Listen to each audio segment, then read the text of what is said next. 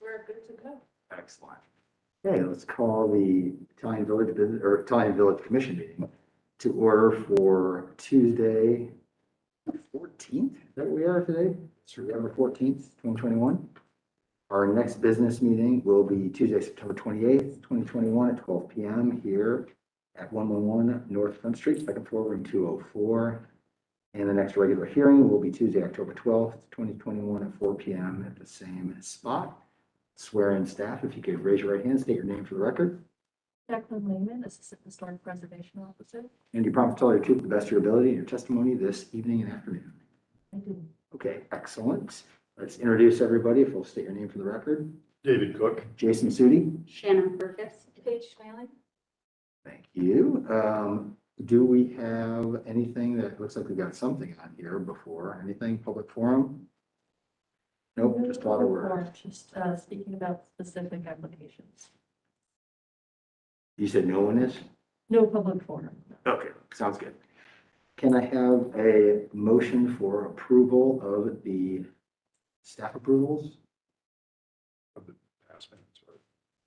Yeah, why do I forget that every time? Where the heck is that? Oh, there it is. Can I have a motion for the approval of the minutes? Second, or first. Second. A motion. All in favor? Aye. Great. Motion carries. So now let's try and do this. All in favor for staff recommendations? Yeah, so moved. And do I have a second? Second. Okay, all in favor?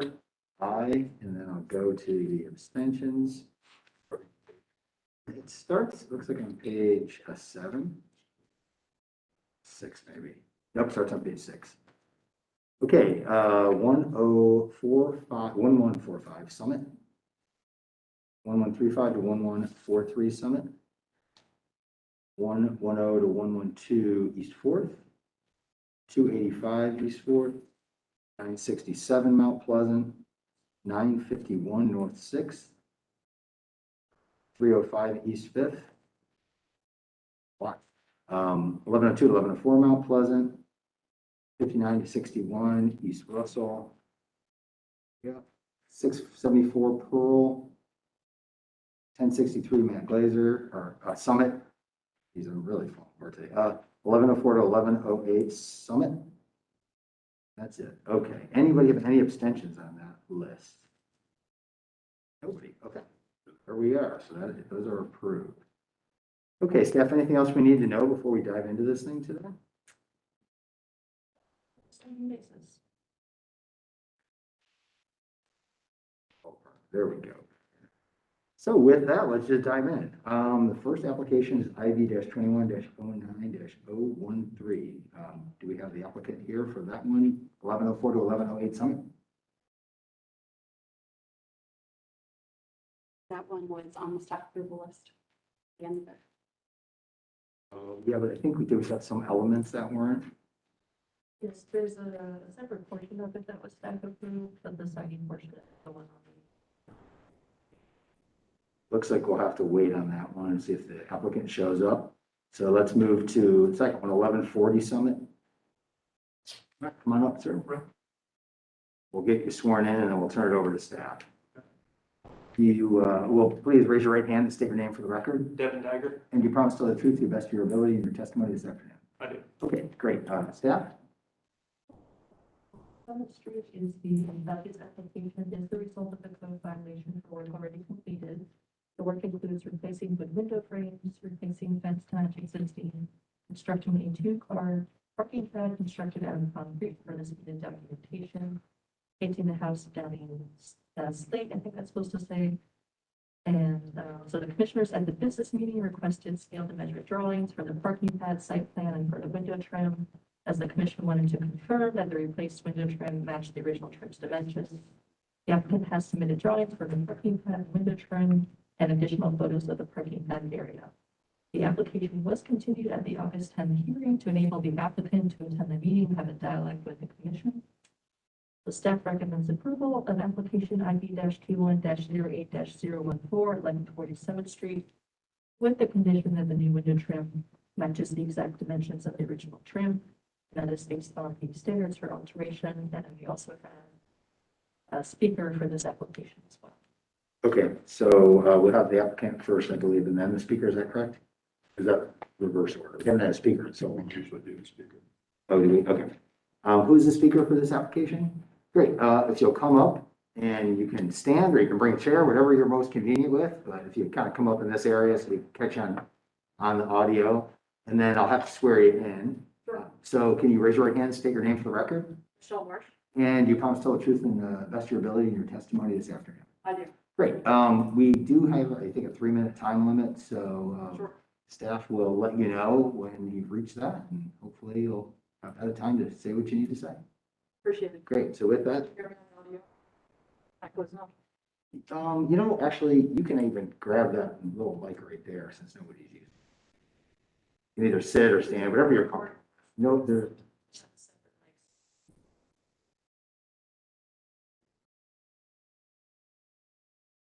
All right, take it away. So as I said, my name is Michelle Marsh, and I'm representing myself and my wife, Lori Pratt. We're the homeowners at 140 East 4th Avenue. Just a little bit about me. The last 25 years, I've dedicated myself to occupational safety and health, which I think is relevant to this conversation. I'm responsible for designing safety into systems, analyzing code, and unfortunately investigating failures. And I think that's relative to the parking pad at 140 or at 1140 Summit Street. And I'd offer up the following. In an email conversation with Christine Palmer Lee, the City of Columbus Planning Manager for Zoning, she is quoted that the adequate maneuvering of 20 feet into a parking pad or garage is needed per zoning code 3312.25. If the alley is not at least 20 feet wide, the parking pad or garage will need to be set back from the rear property line to make up the difference. When looking at the alley relative to this parking pad, the distance between our fence, which is our property line, and the leading edge of this parking pad is 10 feet 8 inches. That's just over half of the required distance. So my question is not, can a skillful driver park a car or one car on this pad on a blue sky day? The answer to that is clearly yes. My question is, and I think what the code is designed for, is can this be repeated without failure? We know we deal with fog, we know we deal with thunderstorms, and we know we deal with snow. It's my understanding that each of you has driven down this alley. You know that this is an unnamed alley, and if you've driven down it, you know it's not wide enough for a City of Columbus snowplow. In the 13 years we've lived here, this alley's been plowed once. So whomever's going to use this parking pad is going to deal with snow and is going to deal with a lot of it. And it's my opinion, professional opinion, that there's going to be failures when trying to use this pad. So respectfully, we ask that the parking pad be removed. One, because of our property and the integrity of our property. And two, for the health and safety of folks who walk up and down this alley or who may be sitting in our backyard when someone drives through that fence and enters into our backyard. Be happy to take any questions. Does anybody have any questions for the speaker? Okay, well, if we have any more, we will ask you, but I appreciate you. Thanks very much for coming down today. Thank you. Appreciate it. Do we have any other speakers on this application, staff? I don't really anticipate just one speaker. Okay, so I'll turn it over to the applicant and then we'll talk about it. So we have to say, sir. I hear what she's saying, but unfortunately, my neighbors to my right, other neighbors to their right, all put in parking pads. Those are very unlikely events. And yes, we do have snow, but I mean, nobody's going to drive through through their fence. It is close, it is tight, but my neighbors fit their Suburban in there and I fit my truck in there. And if you get your driver's license, you should be able to park in there. I'm not going to remove it only because nobody in that alley is following any type of registration or code. So until that's enforced by anybody, that should be looked on first. Because if I have to remove it, my neighbors to my right have to remove it, and then the neighbors to their right have to remove it as well. Just real quick, staff, do we have any other issues on this application or is it just about the parking pads? It's primarily about the parking pad. I think we also have the condition that any window trim match the existing window trim dimensions. Okay, gotcha. Can you speak to any, the other, part of this to? Yeah, the windows, I had him, the contractor just replace it as what the original was. Yeah. And I just did white to match it. The paint, I did Downing slate, which was in the Sherwin-Williams Victorian Village booklet. So I had to do that. Let's see what else. I think it was more of the, if you agreed to make the window trim be, in accordance with what we were. Remember, all this was done without coming to the Right. commission, so this is a response to a code violation of him doing the work without approval. I do recall that, yeah. So, the staff, is this, what is the request that we're making? Is it to remove and replace all the existing window trim? Is it to modify the trim that's on there now? It's to make sure that the trim that has been replaced still matches that original trim dimensions. So I think there was some concern from the past few meetings that the window trim doesn't look like it matches exactly, or at least request for clarification that it does match. Yeah, I think that's what we're trying to get at. If you can kind of help us out. When we look at these windows, especially, I don't know if it's just the storm window on that side and this window right here. There's definitely, That There's- wasn't okay, the finished window. I have a picture of the finished window I can send in, but they look the exact same. Yeah, I think one of the biggest questions was the proportion of the sill to the rest of the frame. I think even in one of the photos, you can see in like your neighbor's house or something, how the sill is generally a smaller frame than the rest of the window framing. And so it was just a question if you had a before photo at all. I think I can try to get one. I can try to find one and then turn it in. yeah, I can see exactly what you're talking about, Paige. on that. Like on page 1, I think there's a Yeah. image that shows it. 2, yeah, the second slide. Oh yeah, sorry, page 2. So for sure today, sharing virtually.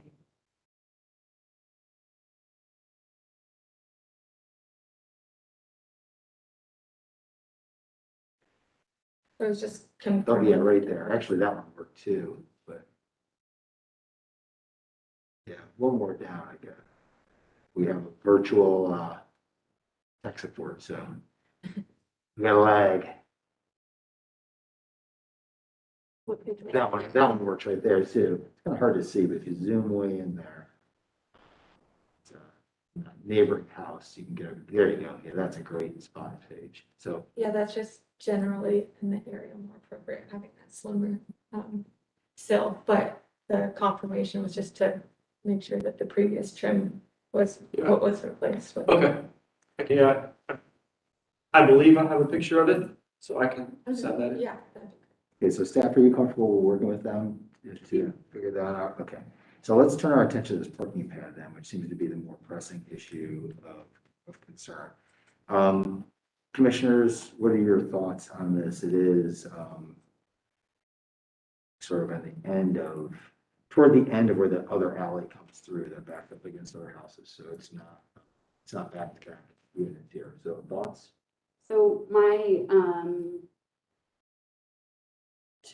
two questions. One is if, the house with the red, whatever it is, SUV, if we had approved that or not, that parking pad. And then second, I guess my concern beyond it kind of being at the end of the alley, and therefore not having a lot of maneuverability is the lot coverage.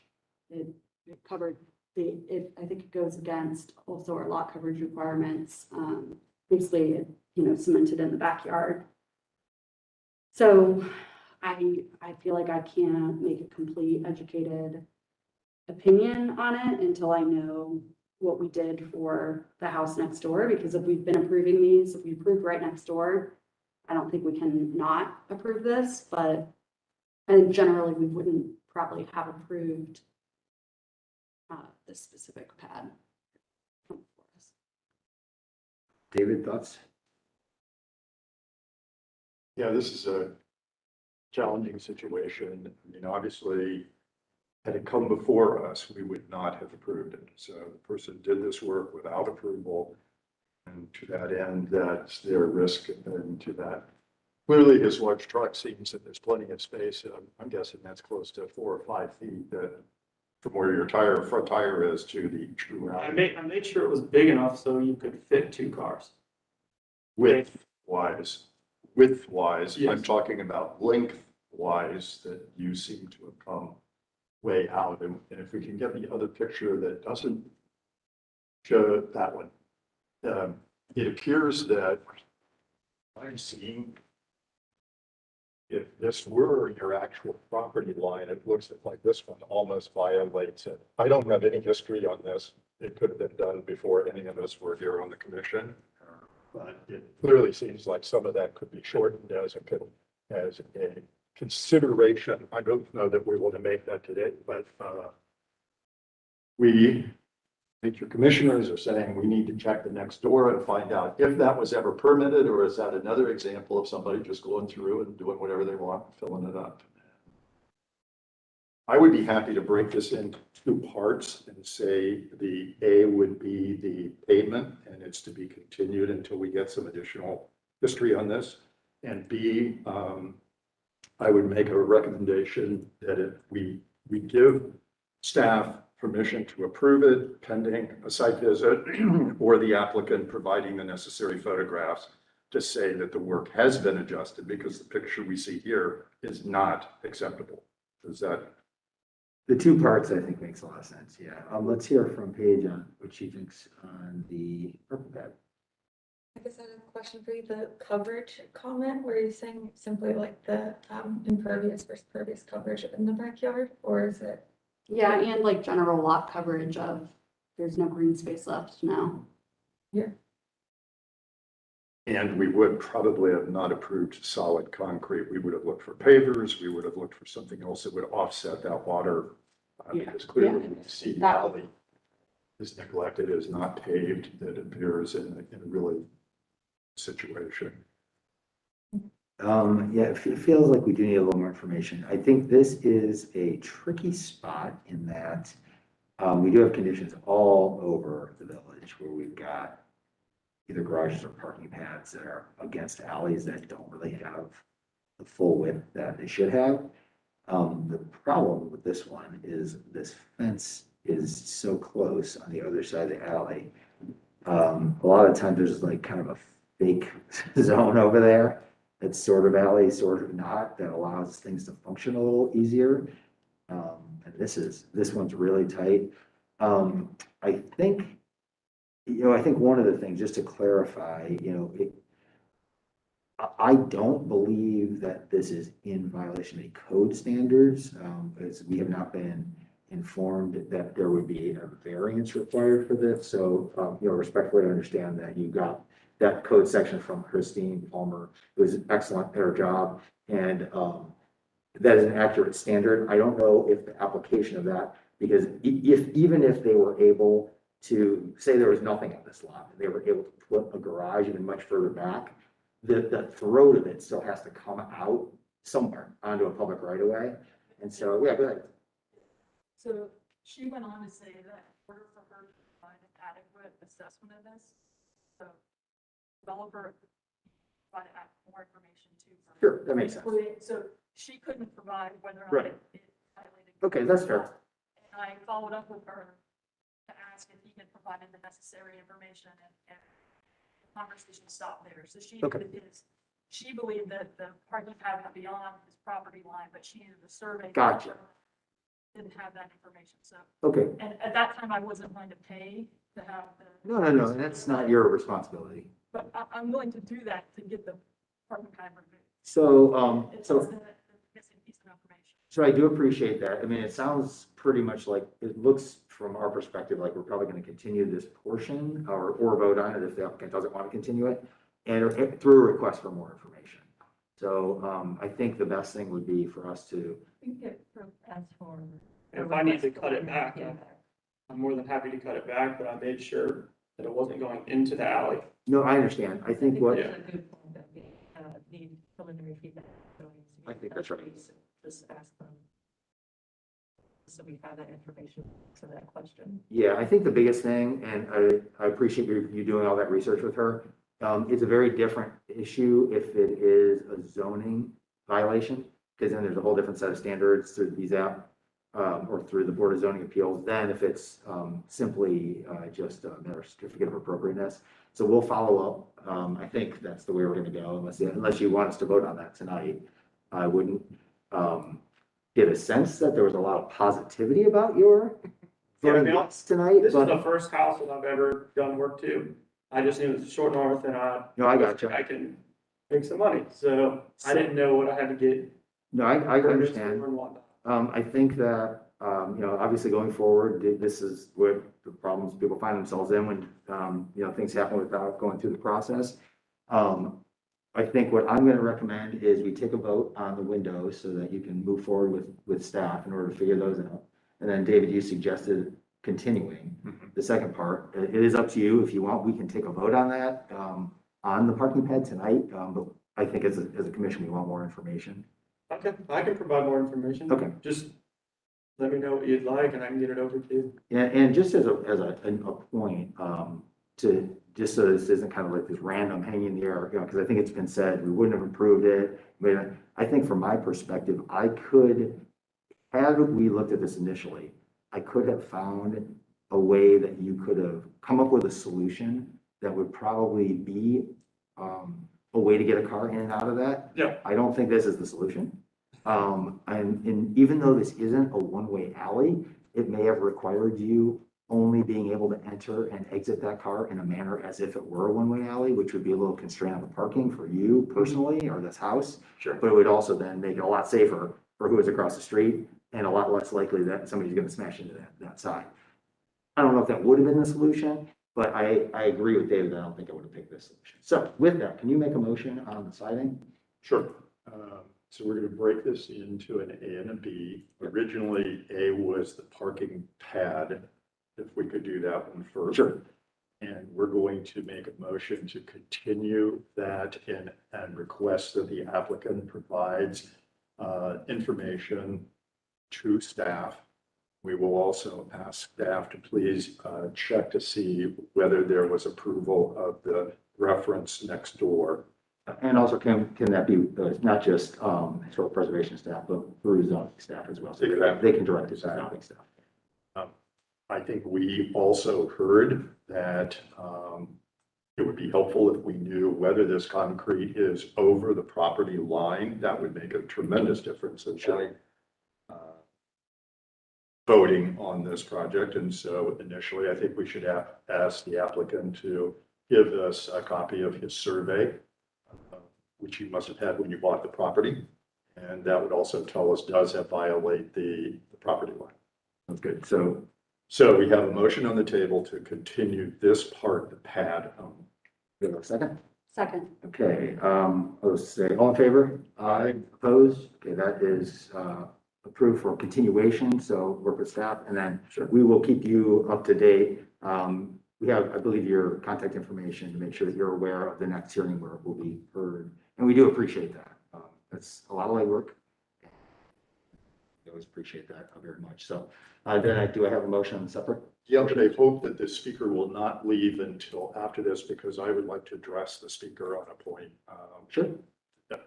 So let's stay with B. And B is that we're going to approve the window trims with the understanding that the applicant has to provide staff photographs to show that in fact they're corrected. That's what we asked for, by the way, in the business meeting. Yep. I feel like we didn't get the applicant's response in time to be shared for tonight's meeting, so I have no more information whether that's done or not. And it is an issue of whether it's appropriately done.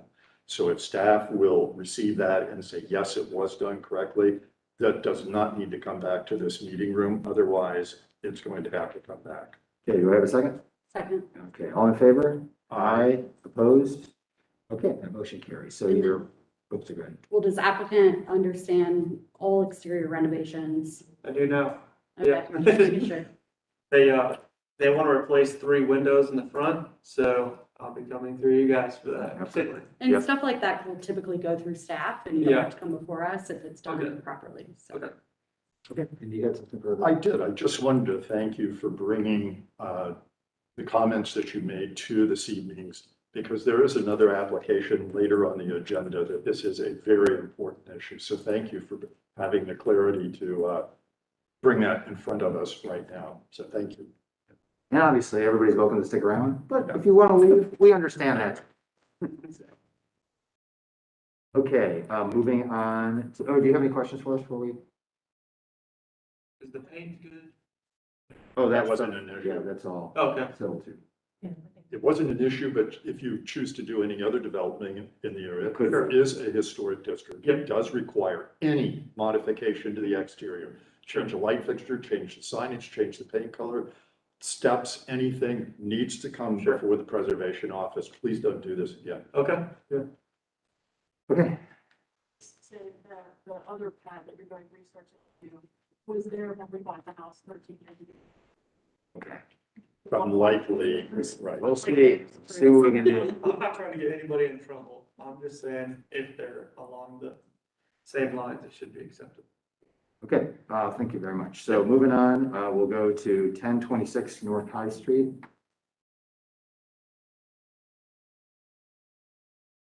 All right, sir, will you raise your right hand and state your name for the record? Joseph Green. And you promise to tell the truth in your testimony to the best of your ability this afternoon? I do.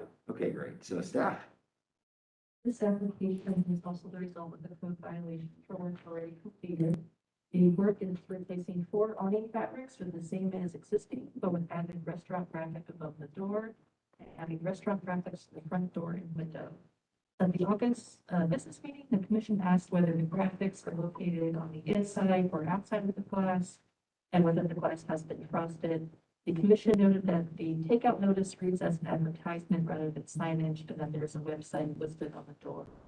Staff recommends approval of application ID -21-09-014, 1026 North High Street, with the condition that the signage follow the short north design guidelines, and that the frosting of the glass and the website be removed.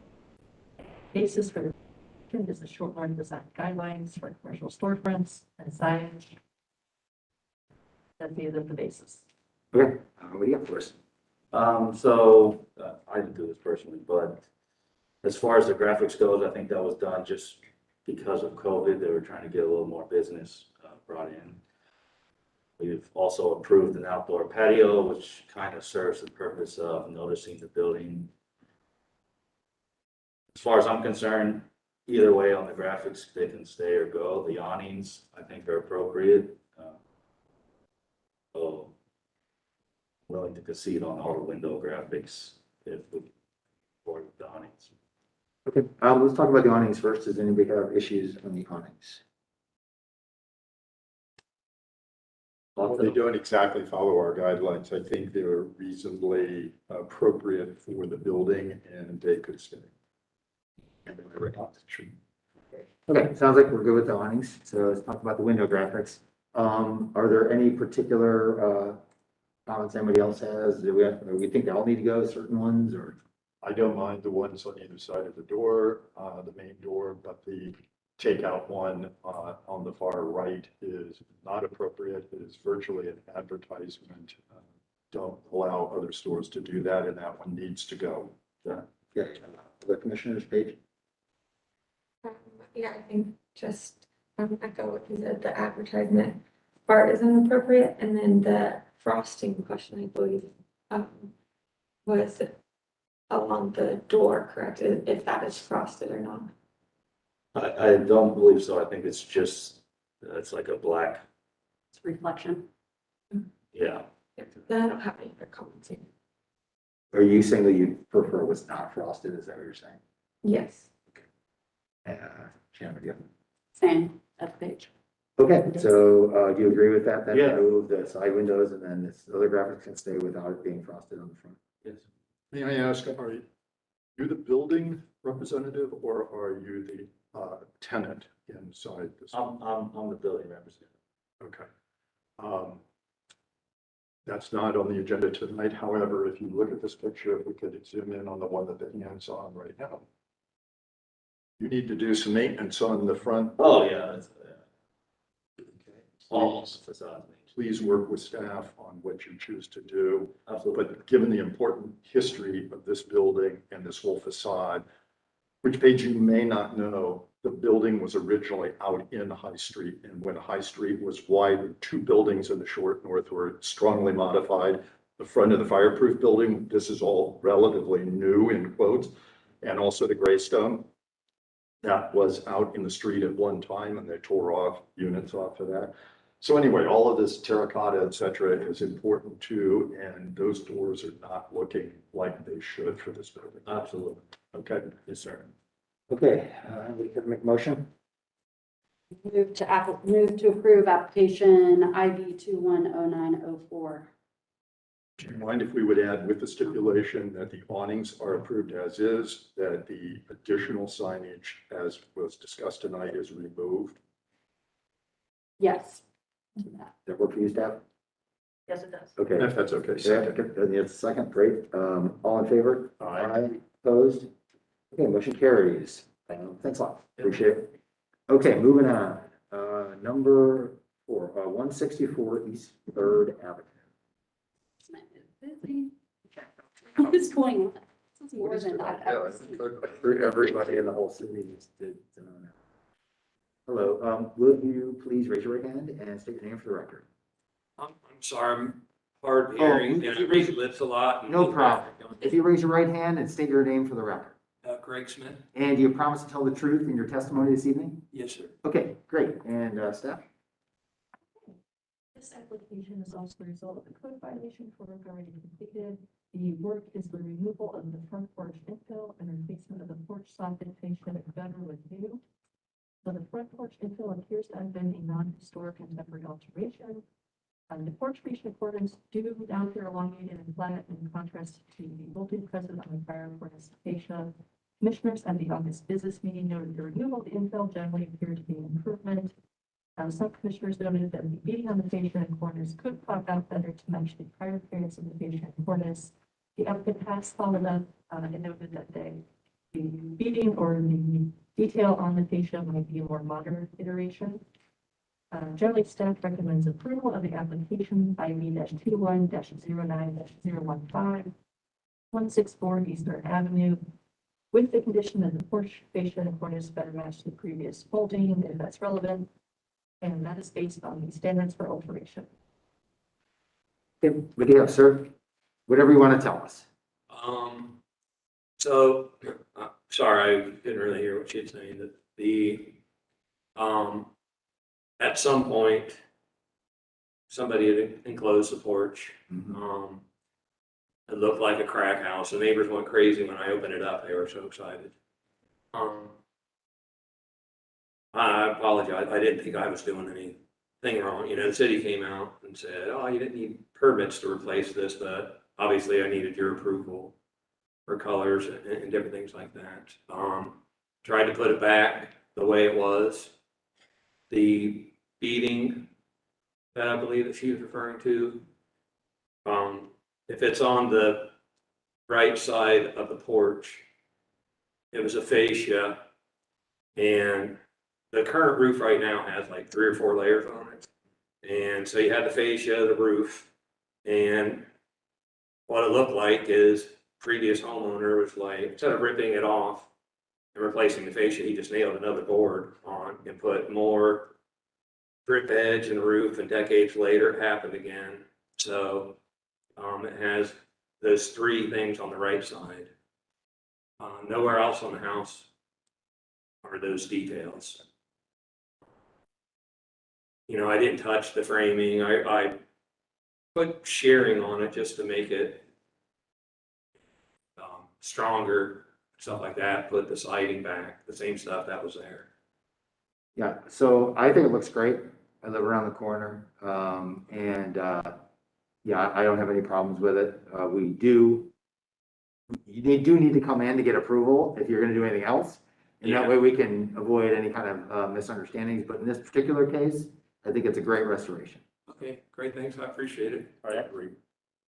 Yep, I live around the other corner and I also very much enjoyed, and I actually did now that I realized where this was, I like knew who did it without approval, because I remembered not seeing it be approved, and I was like, who did that? So, Yeah, I didn't remember. I did not remember it. So with that. So let's make a motion to accept the changes that have been made. In other words, approve these alterations to the house. Do I have a second?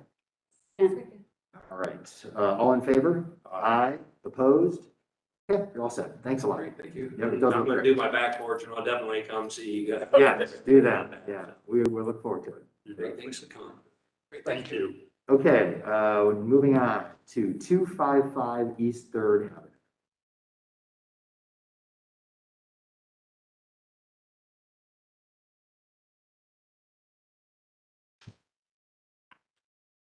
Hello. Get settled in there. If you can each raise your right hands. State your names for the record. Ryan Salisbury. And you promise to tell the truth in your testimony, to the best of your ability this evening. yes. Great. Yes. Okay, so we'll start with staff.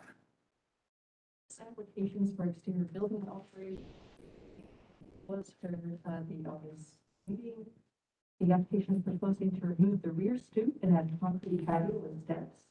To replace 2 kitchen windows and an exterior door in stainless steel. Second floor bathroom window and to infill where that second bathroom window. Commissioners at the August business meeting asked if the applicant had any thoughts since the last meeting on how matching infill will be achieved. In response to the business meeting feedback, the applicant stated they will order any new siding as needed and will have color to match with the existing color of the home. The owner may have to paint the home as a result of the infill due to the color of the existing siding. We have commissioner comments included from that August meeting. The staff recommendation is to recommend approval of application IB-21-09-016-255 East Third Avenue with the condition that the infill match the adjacent siding exactly. And that is based on the standards for site improvements, letter A, and the standards for alteration, numbers 1 and 5. Okay, sounds great. Thank you. Over to you. We discussed this from the August meeting Mhm. and have made some to the formal application to try and be more concise and more in line with the guidelines. Okay. That's requests from. I mean, obviously, I think the siding was kind of the biggest concern. I mean, I do have some siding samples. There's obviously no way to match the siding exactly. So I guess it becomes a situation of, okay, what are we going to be required to do? Are we going to be required to paint the whole house, paint 2 elevations? Obviously, we all know we can match the color of the existing siding exactly by, getting a color match. So I just think that's trying to come to a consensus as to what we need to do to meet your expectations. Yeah, I mean, I think one of the things, and not knowing exactly, I mean, I'm just looking at, from what I can see from the street when I walk by, the profile doesn't look exceptionally unique. So, I It's mean, double 4, which is standard. So basically, Right. there's 2 4-inch straight laps. So as far as getting siding to match that profile, there is not an issue at all. yeah, I mean, I think that ideally, it'd be great if it was, put your store signing. That being said, I think it's the profile, and then, yeah, I mean, I think the color issue for the entire facade, for me, it would have to be painted if you just can't match it, which may be the case. Said entire facade, but I heard him say 2 elevations where the construction is. Yeah, well, yeah, Would you that's true. accept that terminology?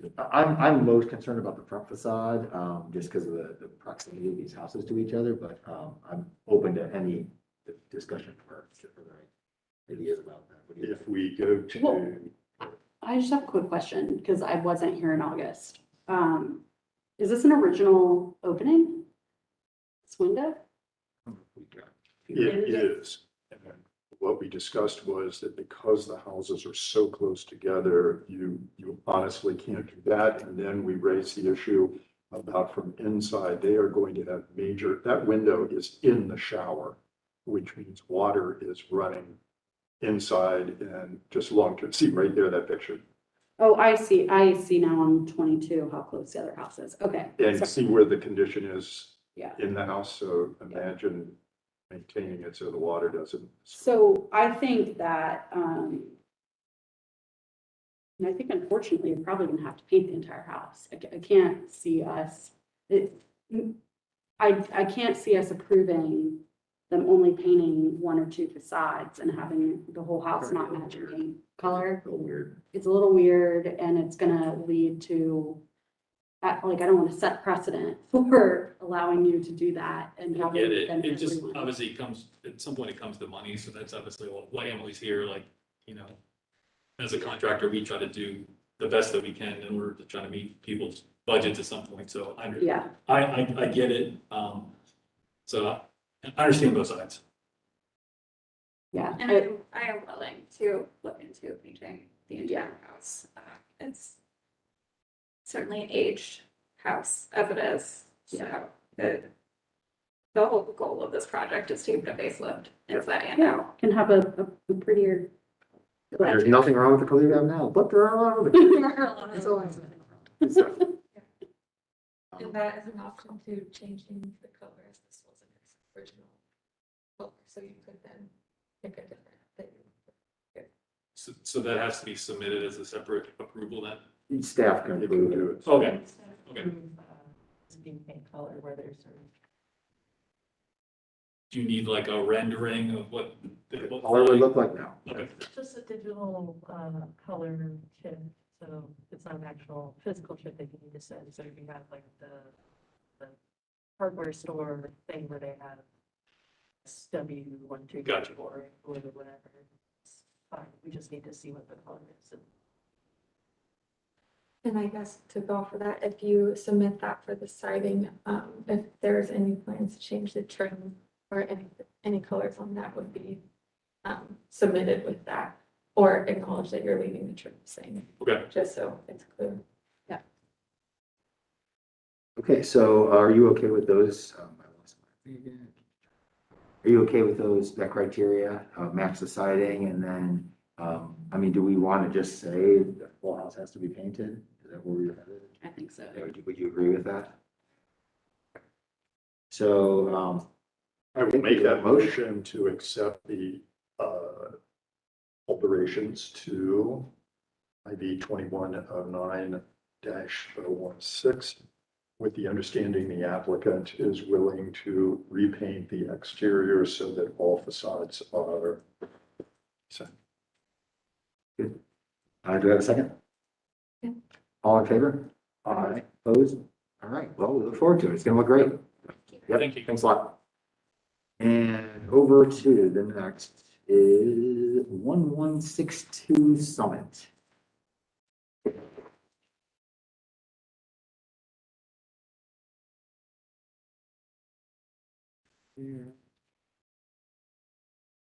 Hello, will you raise your right hand and state your name for the record? Dominic Bruno? And do you promise to tell the truth, the best of your ability in your testimony this evening? Yep. Great. Staff? Okay, this application is also the result of the code violation for work already completed. The work is to replace existing windows on the house with double front Windstar windows. And several window openings have been downsized. So the installation of the Windstar windows was approved at the August meeting as a test case with the condition that the profile of the corner and window trim be submitted to staff. And the physical window sample and trim shadow lines be reviewed by a commission subcommittee prior to issuance of the certificate. Code enforcement did contact staff regarding the downsizing of windows a few days later. The applicant stated they have downsized the windows to accommodate kitchen counters and for safety concerns. The commissioners at the August business meeting noted that they were sympathetic to the safety issues, but pointed out that other methods can be done for the safety issues, and that the commission was not supportive of downsizing the historic window openings. Property is a contributing structure with the historic window openings still intact. So staff recommends continuing application IB 21-09-017, 11627 7th Street to allow the applicant time to revise the application to follow City Code 3116.11 standards for alteration and the Italian Village guidelines. The basis for the recommendation is the Italian Village historic guidelines, as well as the City Code standards for alteration.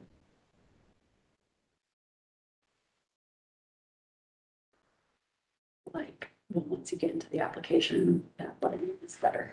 I can't read my agenda, okay. Fair enough. Very in touch with You want to? No, it's okay. It's just a touchy, it's just been being very touchy on this application for some reason. The size of the photos. Thank you though. Okay, so sir, tell us what your thoughts are. So, yeah, I was here last meeting or whatever. So the two kitchen windows, those were the ones broken into. So I just shortened those by 10 inches just for safety and then eventually for the kitchen to extend the countertops past that. I mean, so additionally, last meeting, it was approved to be like re-sided all with hardy board. So that trim at the bottom there was gonna be taken out and covered up with hardy board. So it looked like it was there originally. And then that back window that's boarded up right now is where the bedroom is. And just from like the pizza place that's right next door at night, there's like a lot of sketchy people that hang out there. And I've had people come up and bang on my window at night, and that's the bedroom window. So I just took it and I put it in the backyard, like the same length away from the wall it was on the one side. So those are the three changes that were made to the windows. Yeah, I think, just on the safety issue, I get what you're saying. The problem is that you make these two particular windows because someone broke into those particular windows smaller. And then what happens then if somebody breaks the other window further up and then you're gonna come back and make that one small? It's like eventually are all the windows on a house gonna get smaller? I think you probably need to think of a different way to secure those, and we're very accepting of a lot of those things. And certainly interior wise, there are other ways that you can secure those. And I would argue that you might say, oh, well, I don't want something, like it would be a bar in front of the window and the inside, but on the same token, you're making the window smaller, so you're clearly having a pretty significant impact on the inside. So I'm just not gonna be able to support those smaller windows. I would support different security process mechanism that you wanted to go through. Very sympathetic to that. It's a tough spot at this point. It's probably, it's probably one of the few remaining parcels that's sort of on the edge of the way Fifth Avenue has been for a long time. Maybe it'll change in the near future. I don't know. We don't have any application for that. So I'm gonna have a real tough time making those smaller, unfortunately. But I am open to other options. So I'll let the other commissioners. I feel the same way. I think especially, I mean, we all have historic homes in this neighborhood and would love to put a kitchen counter across our windows and don't because they are too big. So that is just absolutely not a reason to make them smaller. And unfortunately, whatever interior renovations you've done, I've seen people open the window below the counter as well. So there's different ways to deal with that and still be able to have that kitchen counter where you want it. But yeah, this is the last one, the first historic home on the block. Once you turn the corner into the neighborhood, you are entering Italian Village, and this is what people see. So unfortunately, I just think, it needs to stay historic in character, and we would not approve this anywhere else in the neighborhood, and we certainly can't approve it for this. Yeah, so was the only difference the height, the width? It was a double window. Yeah, it was a double window. I mean, yeah, the only change that was made there was it was brought up 10 inches. Yeah, I mean, going along with the different solutions that you were talking about, would one of those even be just infilling from the back? So on the exterior, you still have the visual of a window, but from the interior, you could still create that top that you're looking for. So building up behind the lower half of the window, I guess. But yeah, I see the struggle with the security more than the interior renovation part. But like you said, I think there's different ways to handle that rather than affecting the appearance from the outside. I'm going to chime in with that. The far window at the end, the bedroom window, as you referred. I live in Italian Village also. I have two front doors on my front porch. I have deactivated one of them to the street. The door is still there, everything. You simply put black film on the inside of the window and you drywall over it in your bedroom, so it's gone. But could you visualize this house with no window back there? The scale and proportions would just really be wrong. And that's, you are in an historic district, so that's what we're trying to save the original architecture. But I would suggest you could easily camouflage it from the inside. So you would put the frame back in, but just let it be void. Look, having said that, now I'm going to go against my fellow commissioners. If he's going to redo the siding in hardy plank and cover up that large white band that we're seeing under the kitchen, I would accept smaller windows in the kitchen as long as the two original ones, I assume that your living room is the other one in the bedroom, windows and proportions stay, but I could take smaller windows in the kitchen. Yeah, I mean, since that was not, I don't believe that, I mean, a double opening would have been an original opening. Yeah, it's the way it's done right now with that big white frame around it. Yeah. Yeah, I would consider And that. That was just, yeah, they put that in temporary because I was waiting on approval from last committee to do the hardy plank. Okay, yeah, I guess I wasn't clear on that. Yeah, so that will be, I mean, the trim around that will match the trim around the one you see to the Okay, right. well, that does change a little bit for me. What about for you? Does it? So you're saying you don't think that that's a historic opening, that double hung? I don't think it was double, the double width. That is double what- width, Is yeah. what's Yeah. suspicious to me about it. What do you think, Stan? I think it might be good to do like some exploratory look if we're gonna go in that direction, just because, you know, if it, let's say it is historic window and staff size, it just completely goes against the code and about that. Yeah, I so, think it might be in line with the two that we know are historic windows. Like if you look at the top of the trim on the double width is it lower? Or is it not? You saying it is in line or it's not? is not, yeah, Oh, you're it right. makes me think that it's, It is, it's higher. yeah. And maybe And I have photos of the inside. I don't have them in the application, but, or at least I don't think I have them. But you can tell on the top and then on the sides, it's like newer framing than the rest of the house, so Yeah. they might have been added on at some point. Yeah, That's my question. I want to research. I think if you can verify that with staff, personally, I would be okay if, you know, if we feel like there's a modified window opening from, well, quite some time ago, as this house has been in this condition for a while, then I could agree as long as all of that is then properly framed and re-sided so that it doesn't appear to be. The plan was to re-side it once I have the certificate of appropriateness, because insurance is doing the re-siding. That being said, if it does turn out to be a historic window opening that, you know, needs to be replaced, I really don't think it is, but if it did, then I would want it to be, you know, dropped. So we did that as part of the condition of approval from the August meeting, that the subcommittee take a look at the shadow lines for the siding, and that might work in this case if we're able to do any kind of exploratory removal to see if there's trim shadow lines from the historic windows. Sounds good, works for me. So any other discussion? Are we ready to make a motion? Are we splitting this in half? Well, continue. I think we're continuing it. Yeah.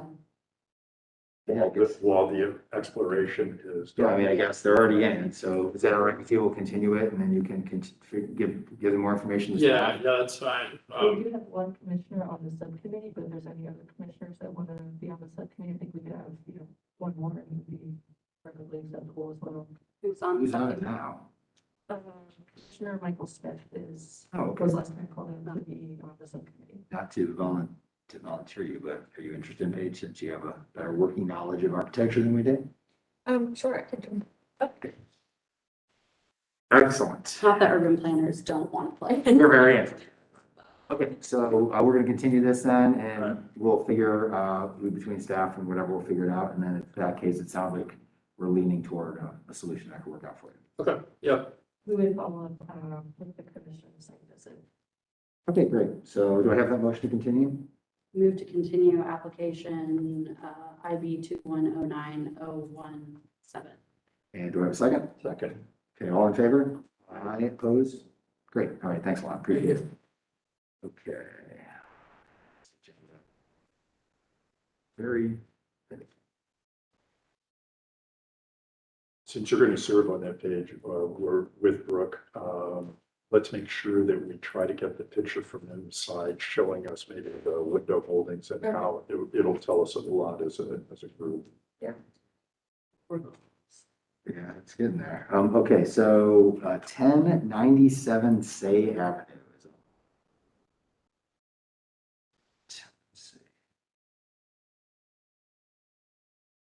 So will you please raise your right hand and state your name for the record?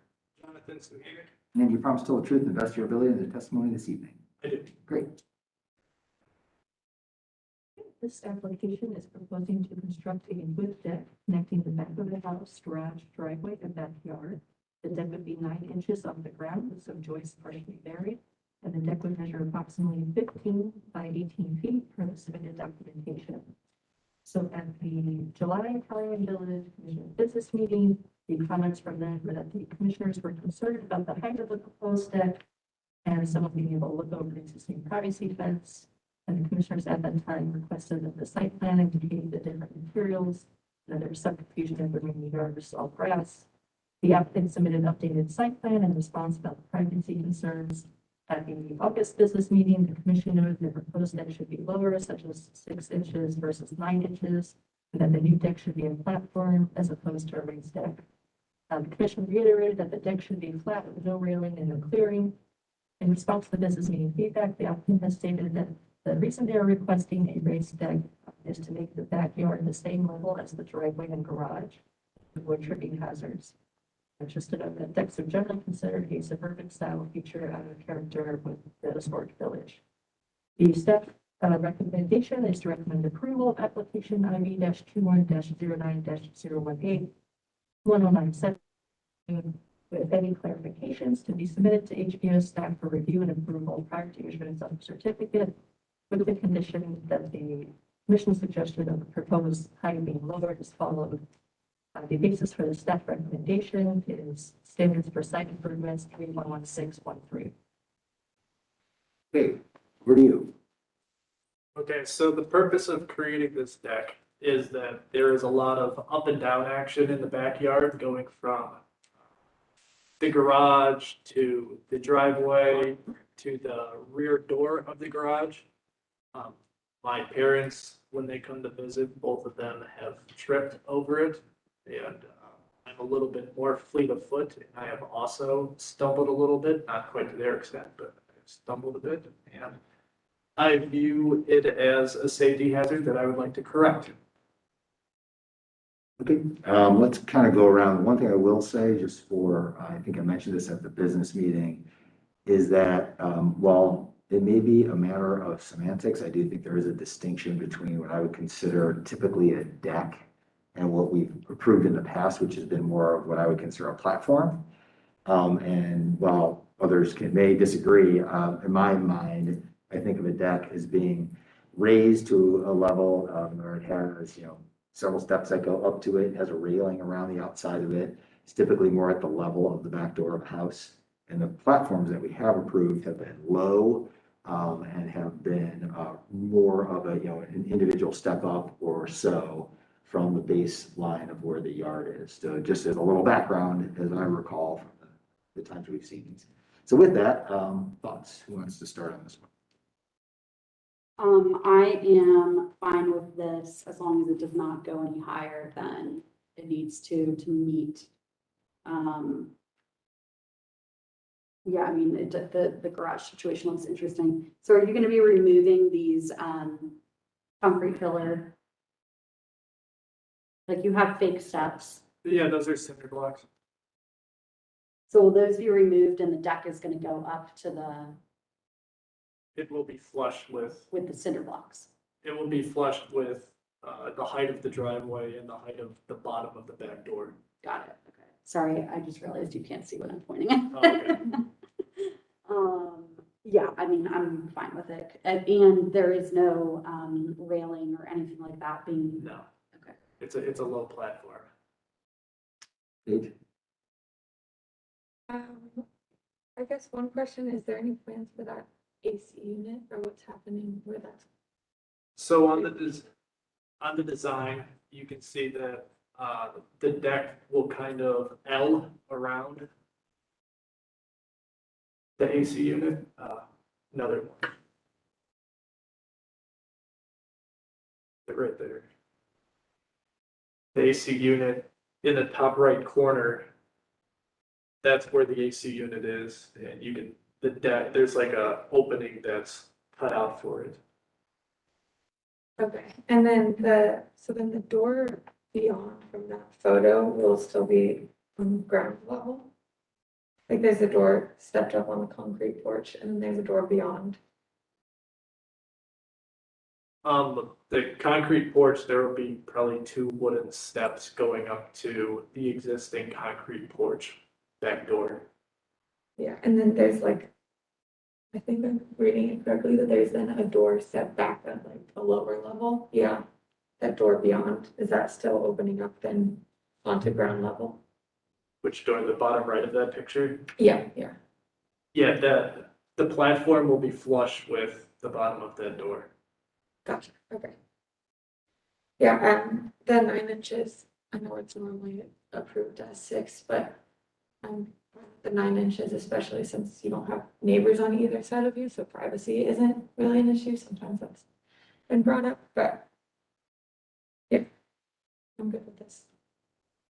David, what are your thoughts? I'm still gonna fight for the 6 inches because I don't think the deck should come up to, even with the garage, and even if we go back to the door height, the deck.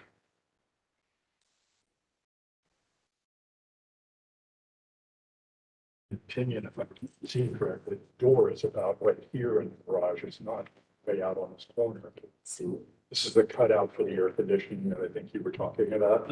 So it would be logical to have one stoop or one small step from the garage. If we go to the garage picture and see the step. And I don't want to start a precedence of having 9-inch platforms or decks, whatever you want to call it. So, back to the garage door picture, the man door on the garage. Douglas, can we go back to the garage door picture? You know, so if the deck would come off of this line and leave that stoop, notice water could get under that. It doesn't seem like the deck should be up that high, that it should be no higher than that. Like one step, one riser down. Yep. Yep. Then we aren't starting a precedence if we approved something that high. Does that then mess with that secondary door that we were talking about in the back? Yeah, so the whole point of the platform is to get everything on the same height, to get the driveway, to get the garage, to get everything on the same exact plane so that there is no tripping hazards. If we're now putting in step ups into everything, that kind of defeats the whole point of what I'm trying to achieve here. So this is basically going to butt up against the edge of the driveway. That door is the same height as the garage, the driveway. And so I'm just trying to understand, like, what is the edge of the driveway? Are you gonna, is the, so the concrete, are you gonna basically put these boards so they are? Yeah, flush with the driveway. Can we zoom in on that little section? I guess I can do it on my own machine. I think there's a picture that's going to show you that. So back there. So right now, I'm just trying to look at your elevations on your drawing. So the ground is in fact right now lower next to the driveway. Yes. I'm trying to. Yeah, there's about nine inches right there. No, The 9-inch concrete pad.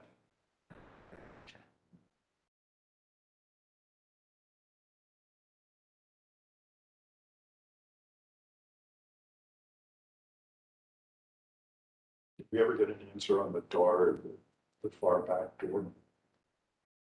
So Yeah, that's lower. I think that's gonna be the only thing that's kind of weird about it, honestly, is that you're gonna have like a little pit around that door. Be a little door pit. On the city. Everything else will be, but that area is indicated in this plan as being like empty, basically. Everything to the right of the porch is just like an empty hole that you just kind of, that one door. What is that? What is that door? That goes into the basement and it swings outwards, so, I mean, I could extend it to that door, I would just have to have the door switched to swinging the opposite direction. You wouldn't get that by code. Because Let you do the it. staircase is probably Yeah. right in there. You can't swing a door. Yeah. It's not gonna be.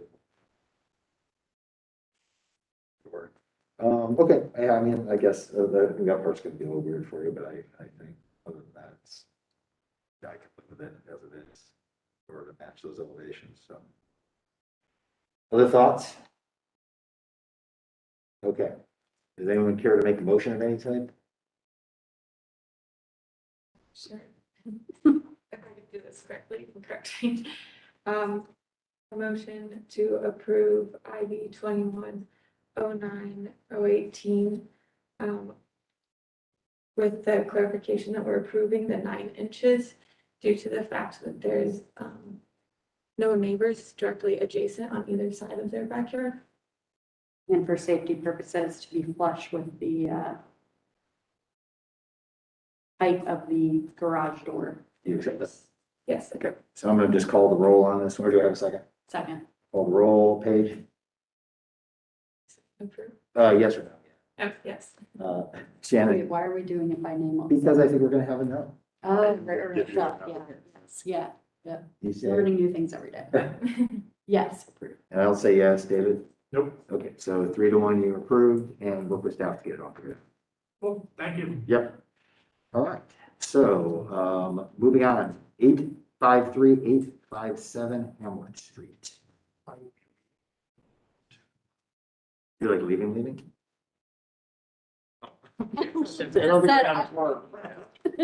Abstaining, okay.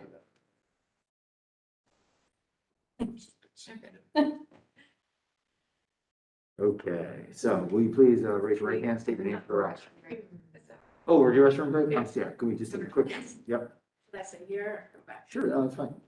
Sworn in when we get back.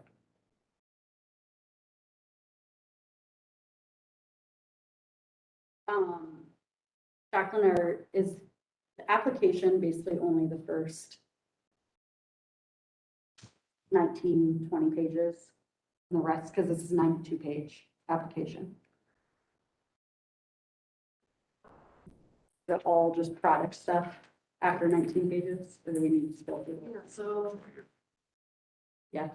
the application is also unexpected information. Sorry, at first I thought you meant like the agenda or something.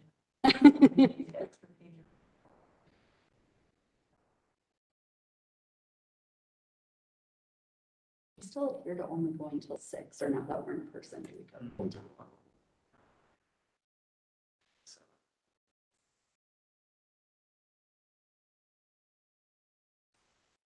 Fever, chew.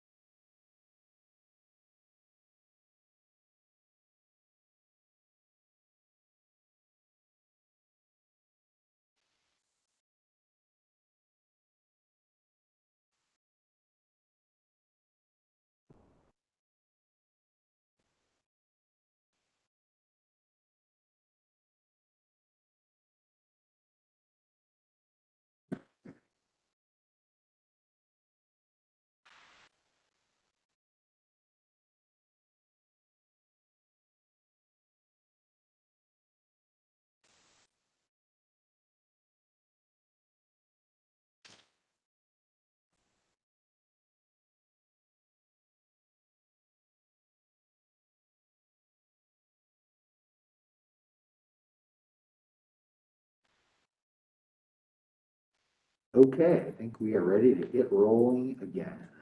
First, we do have one commissioner abstaining, so we'll have commissioners here to hear your case. Will you please raise your right hand and state your name for the record? Elizabeth Leidy. And you promise to tell the truth to the best of your ability in your testimony this evening? This application is proposing to split the existing parcel located on the south side of East First Avenue and Hanover Street, and to construct a 2.5-story brick duplex with 2 attached two-car garages. The existing detached duplex dwelling on the rear parcel is accessed from Hanover Street and Rear Avenue. So included we have the commissioner comments from the July commission meeting, as well as commissioner comments from the August business meeting, which the commission noted that for the previous discussion, the plan for tree planting is needed with the proposed removal of the tree, and pointing out that the tree line is already minimal along the street. The commission noted that for the previous discussion, stone front steps should be considered as opposed to the proposed concrete. Some commissioners reiterated that they do not support adding a curb cut. Some commissioners pointed out the roof line and angles at the rear elevation also seemed off. The applicant has submitted revised materials in response to the business meeting feedback. Some of the revised changes include the change in style of the rear addition roof to a hip style with matching shingles, additional plantings, addition of light fixtures, change of front step materials, and an added ribbon of windows at the first story of the west elevation. So staff recommends approval of application IB-21-09-019-853-857 Hamlet Street. With any clarifications to be submitted to staff for review and approval prior to issuance of the certificate, with the condition that a tree plan is submitted as requested by the commission. And that recommendation is based on 3116.12 City Code standards for new construction. Let's hear from the applicant. So we hope that we have addressed the comments, considering that we have revised the rear proportions, backs of the garage and the rear facing bedroom elements. We've added plantings all around the duplex as requested, and kept the large tree out front to be replaced, to replace what was existing. And the curb cut, we have, reviewed it with traffic, division of traffic management, which seems that they do not have an issue with it. And we have added permeable pavers for the driveway. And including, we've added stone cladding to the porch as requested. So we hope that this still fits within the language of Italian Village and the surrounding duplexes that we see a lot of in the area. And that we can, develop this site as it was split before, we've seen in the 1928 Sanborn map. And keeping the existing duplex as is, and to kind of have that variance for it doesn't currently have parking and street parking, to have that reinstated. Variances requested. Okay. Let's start on this one. Sure, I can go ahead. I think the adjustments to the roof in the back, are a big improvement with that, simplifying that down. And I also think that front facade, that first, but I think so, is very appropriate with, like you said, the surrounding duplexes and how that has been treated. Yeah, with this change to the roof in the back, in favor. Yes. I have no comments. I'm in favor. Yeah, it's just, it's a heartbreaker on that tree. It's kind of defines that entire portion of, kind of what makes that intersection in a big way. Trying to think of what else we can do. I mean, this one tree is something. kind of tree is it? Do we have that listed anywhere? No, we do not. I mean, I think at the very least, we should try to, that one maybe a sycamore. Probably a sycamore, but anyway, I think that would be at least a start to try and get something with some volume there. They're referring to one up Hamlet, that corner. The big tree that's there now, yeah. That's a sycamore. Probably a sycamore with all those split. Yeah. Lip. Yeah, I mean, one of the things is we want to get something that's going to end up behind these wires. They're quite skilled at being unskilled at trimming trees. They butchered this whole street like several times. Every time it starts looking good, then they just go in there. It's really insane, actually. It's like I somehow think that anybody who gets hired to cut trees for power companies actually hates trees. They love trees, they're tree murderers. Like, what job can I get? Like, just ruin trees, not totally cut them down, just make them disfigured, and that's what they do. And they do it. So, anyway, one of the awesome things about this tree is that it's on the other side of the street, the wires don't run. So it gives that, it really frames that identity. So, you know, just one of the things for me, I'm just trying to figure out some way to at least gain some of that back. You know, I know there could be street tree sensitivity based on proximity of the intersection. I don't know, it feels like there's something we can do on that street side in order to provide some more verticality and some sort of approximation. I mean, it would be great if we get a street tree, also the one that wasn't like a weird, small, strange street tree that also seems to be the preference. There is a continuation that we could make from the portion that's like between the sidewalk and the curb.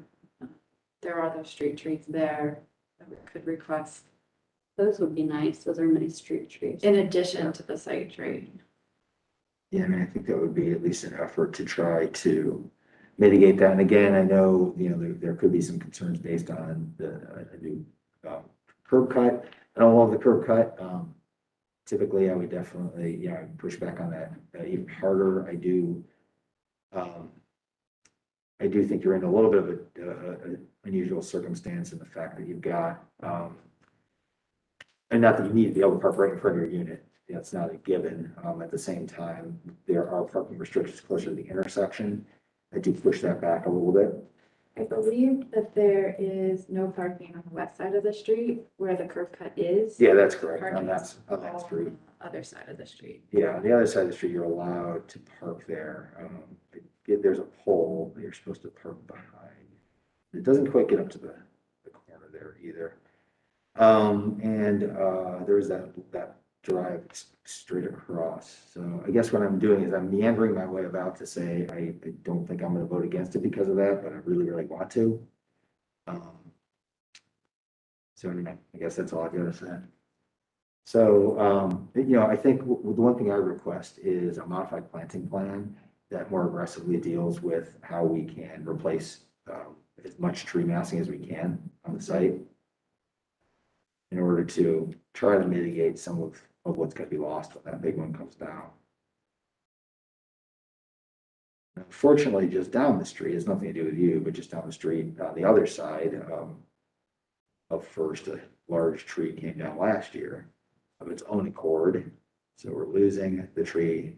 Can't be on the street a little quickly than I think any of us anticipated. So Is there somebody at the city that we could contact about the types of trees? for the City forester, especially for if you're gonna put in the tree lawn, sort of like a case that you would need to be in touch with the city forester anyway, and staff for the contact information. I would note when you talk to them that the commission has requested, what are these? a The non. non-bad tree. Yeah, So so like a like, lot of bad trees.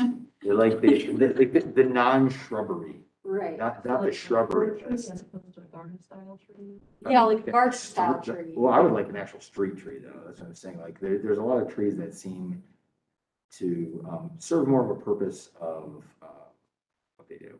They're short and they're bushy and they're unsuccessful. Whatever they used on High Street for them don't use that. Well, that's a whole different thing too.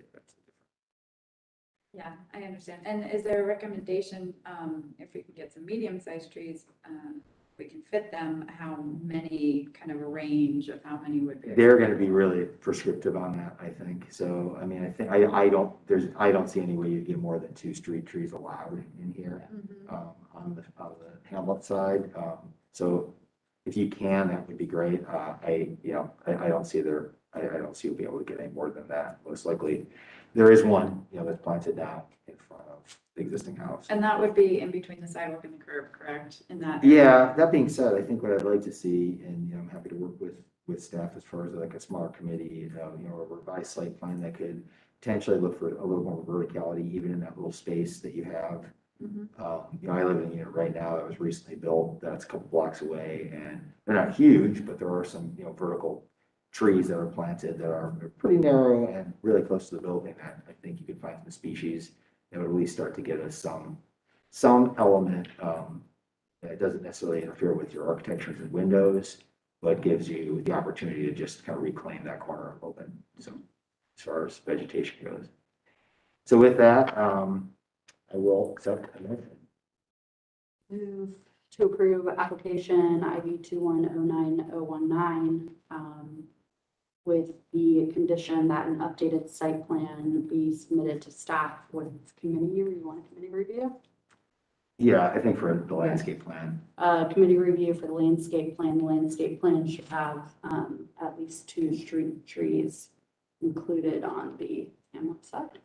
The other things I'd like to add for the record is one that this is historically shown to be, a separated parcel there that does fit into the vernacular of duplexes that are along the street. So we're not sort of creating a new historical vernacular. Also that this site is, it's on a corner where it does not have right-of-way access other than on the 2 primary streets. And there is a driveway across the street, and they have agreed to a minimum width for the entry to try to mitigate the impacts of having a curb cut there. That being said, if you will accept it, Shannon, one last thing is as part of that site plan, I don't think you've included in here how you're going to address the drive with the sidewalk as it crosses the drive. Mhm. And we had talked last time about seeing a section to try to keep that as even as possible. Across the street, they used alternate paving material, and you're doing that here as well. So the paver, I think there's a way to do that where it continues the sidewalk more effectively. We try to limit the angled portion of it as much as we can into the tree line, so that pedestrian coming along here is least impacted by this as they can be. So if you'll accept that, as part of your, for the motion? Yep. Okay, do I have a second? Second. Okay, all in favor? Aye, opposed? Okay, good luck. Thank you. And, staff? We'll make a note to not drive down that street today, that tree would have been down. Yeah. So, Or to chain yourself to a tree before. I'm not gonna go that far, but. Yep, thanks. Okay, we are on number 9. Maybe you have to get David back in here, I guess, who will see. Leaving, I assume. That's 47 to 53 East First Avenue. Motion.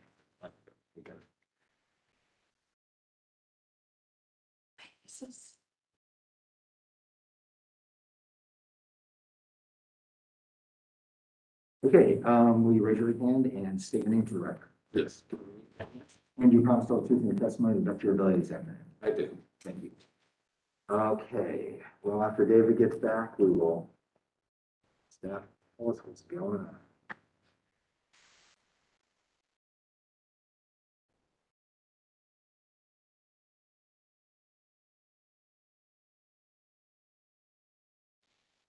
Okay.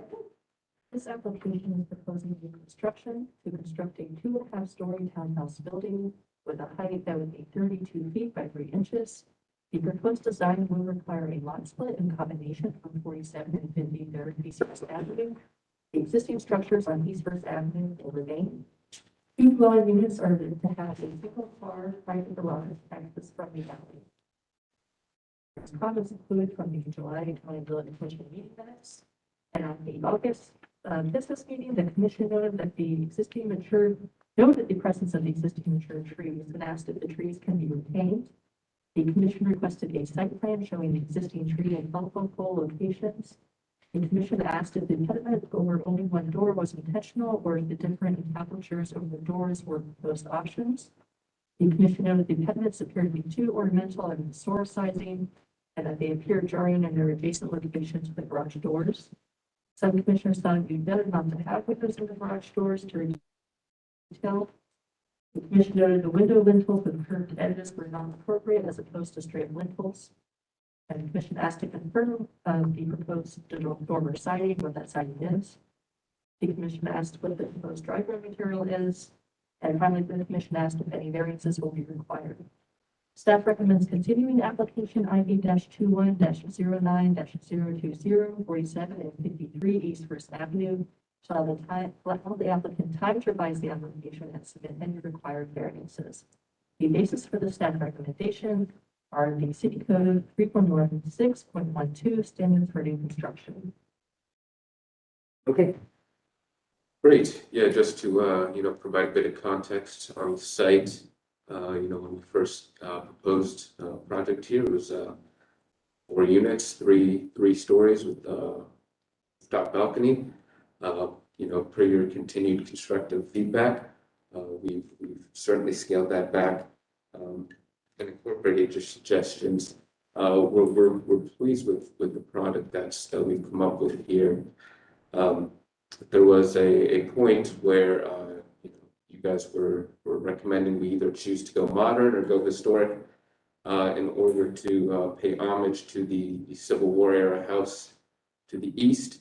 We certainly decided to go more historic, and then we felt that contributed more to the neighborhood feel, and certainly with the proposed project going to the east as well. That being said, just to touch on your feedback from the business meeting, our architect was not able to turn those around in time, although we have made those changes. But we're certainly amenable to reducing the overall detail, including removing the pediment that was shown one as an option. We would choose to remove the pediment, straighten out those lintels, and remove the windows from the garage doors. So yeah, looking here to hopefully get your feedback on that. See if that would be something the commission would be willing to approve with conditions, and to look into approving that lot split in the meantime as well. okay, let's dive in on this one. I see that it looks like in the middle of the tools that we have here tonight, that the arch lintels were now shown as bricks done in a radius, which isn't anywhere in the neighborhood. It's not appropriate. I would strongly suggest you look at the solution at 46 East First, which is new construction, very close to this. It has a very simple limestone lintel, which is also what is on the houses on Prospect, or it's a street, the alley, Prescott, excuse me. That's what we were asking for, having them accommodate the history of the Prescott houses, which the garage doors certainly defeat. Go on with that. But one that's really stopping me on this one is if we go to the site plan, please.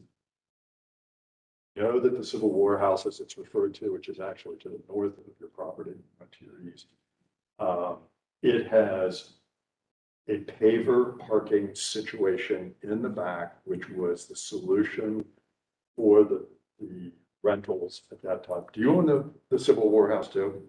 The applicant does. Yeah, okay. Represent. So what happened to the parking for them? You just took it all away? Well, early on in this project, we were informed that there is a short north special parking fund. If you were to take away parking, you would contribute to that fund, and we've spoken with Amanda Ford on that, and they were certainly amenable to that. Early on in this, we offered to keep that that quote unquote parking lot as well. And the feedback was that commissioners weren't in favor of that either. And that was to supply parking for that Civil War era house. So that was actually per, you know. I don't recall that being true statement. Well, yeah, I Everybody mean, else- there were so many iterations of the site plan. I think what they had tried to do initially was push it all in the back and then.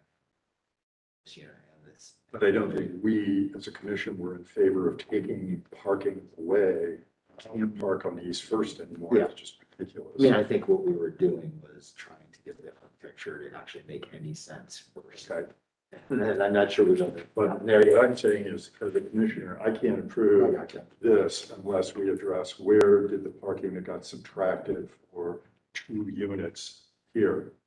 No, I hear you. But that's what that, I mean, I think that isn't the issue, that there, those parking decisions have been taken away from us by creation of the Short North Parking Fund and the fact that zero parking is, you know, if they don't meet required parking anymore, they just have to pay into the fund.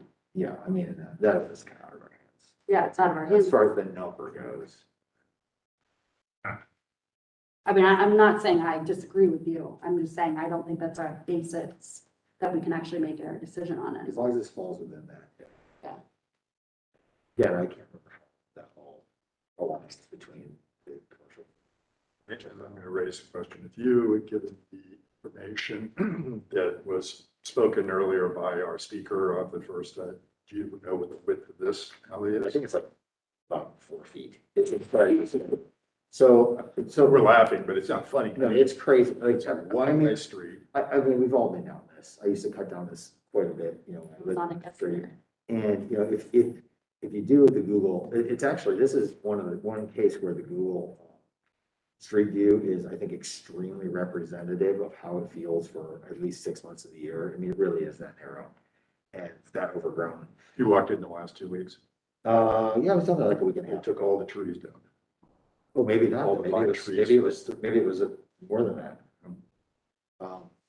So I guess, which trees are down? The ones across the alley? No, it's the other project Oh, that side. Yeah, okay. But no, and the original house on the corner. so I guess my question, which I don't think we've ever quite figured out on this, is that we do have, there are existing trees across the alley that are not on your property. Somebody owns, whether, you know, they're pretty close.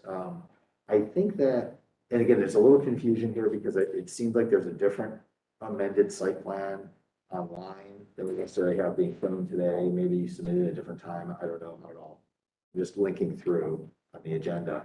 But there's a version on there on the site plan where we have sort of an angled approach to getting in and out. There's on here, it's straight in. I guess my whole point is, I feel like, and I don't remember ever seeing this. Okay, so they have that version, and I'm seeing a straight ahead one that I just linked to off of the agenda online. So is this the most recent one? This angle one? Yes. At the, It was based on your, this is You're their on the previous response application, to your site plan. comment of, Oh, no wonder. No, I'm not. Yes, you are. I'm not, I'm linked it right there.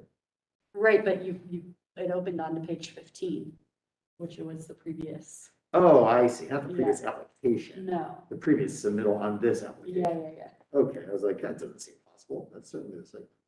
Okay, so you got 2 site plans in the same. Gotcha. and you were the advocate of the solution on College, where you like the way the island. Yeah, I think that was And it. so this is their interpretation. I'm just really struggling with how you're gonna legitimately get in and out. Like, when we saw earlier, I have doubts about how easy it is to get in and out of that parking spot, that pad that we had with a fence across the street. But I feel confident, like, I could do it every time at least. I'm not saying everyone could do it. I feel like I'm a pretty good driver. I'm not confident I could get in and out of this one every time. I'm not sure how this one functionally works. And I think what I really do still need to see are where those trees are. I mean, I think I can draw them, but I want you to submit them to us so that we have your interpretation of where those trees are that are across that alley. Because I feel like they're so close that it would be difficult to maneuver anything but the most compact car and convincingly get in and out of there.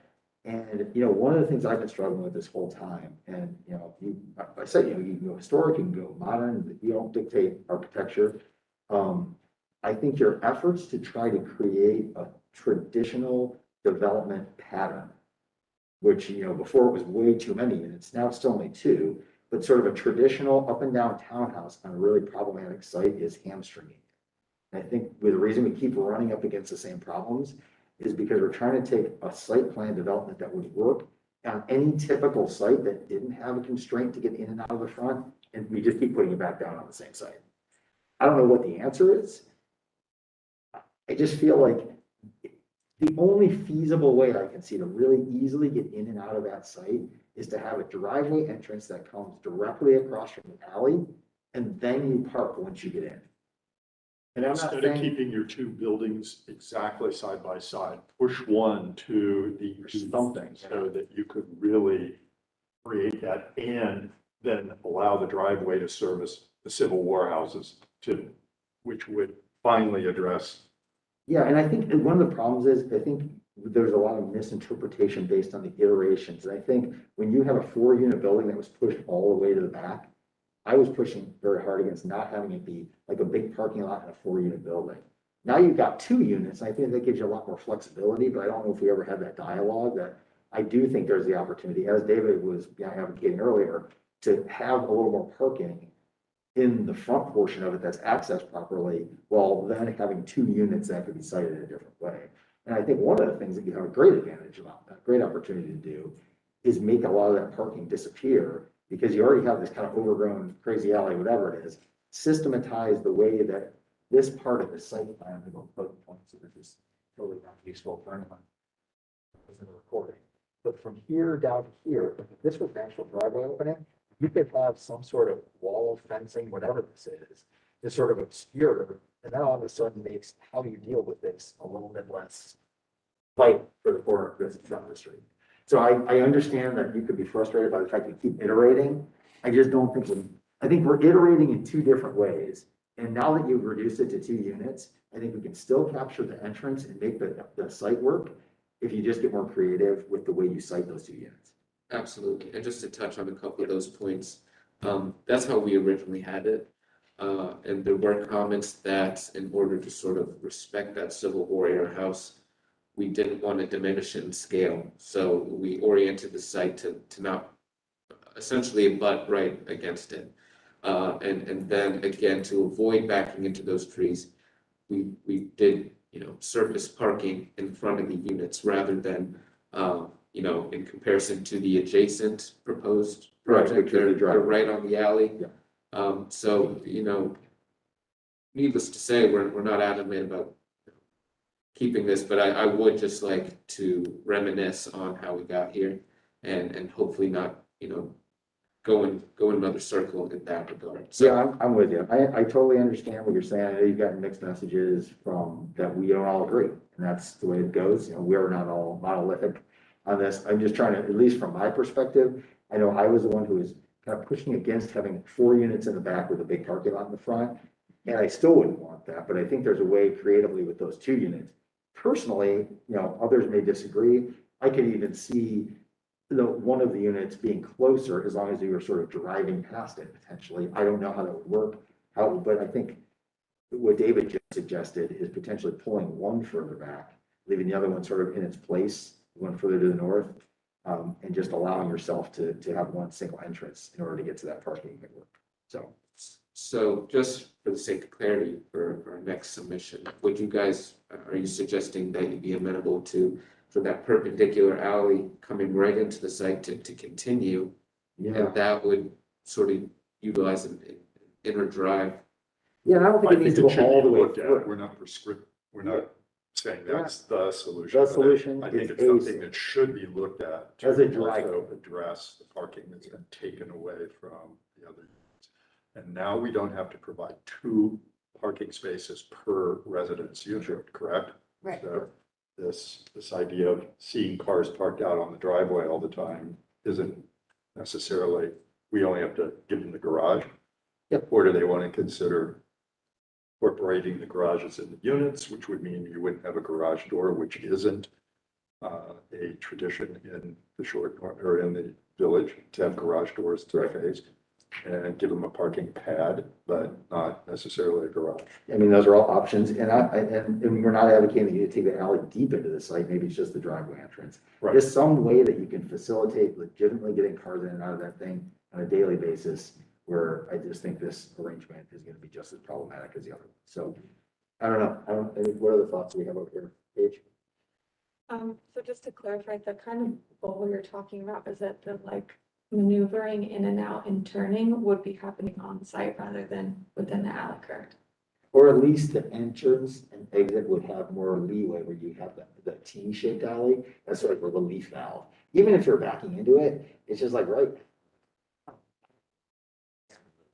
Again, remember, this is a Getting that one-way, far. so you have to back out into an oncoming area that might not be visible very well in order to shoot north. I mean, I think, yeah, the vehicle maneuvering and entrance and exit is like the main concern probably right now. But as far as the building itself, I agree with those, adjusting those lentils that you already said you guys were addressing. Some of the other comments were, the fact of just like, I think you addressed this too, simplifying that facade that's along that alley. It did feel a little bit odd having that much like ornate detail along an alley seems not as appropriate or familiar within this area. The columns themselves on those front porches felt pretty wide and hefty compared to the context. If you kind of walk down the streets, they're often like slimmer. Just the proportions of that with the porch. And then again, kind of the garage door that was talked about. Yeah, generally not appropriate since it is on an alley. I think you do have the leeway there, but simplifying that could help the case there as well.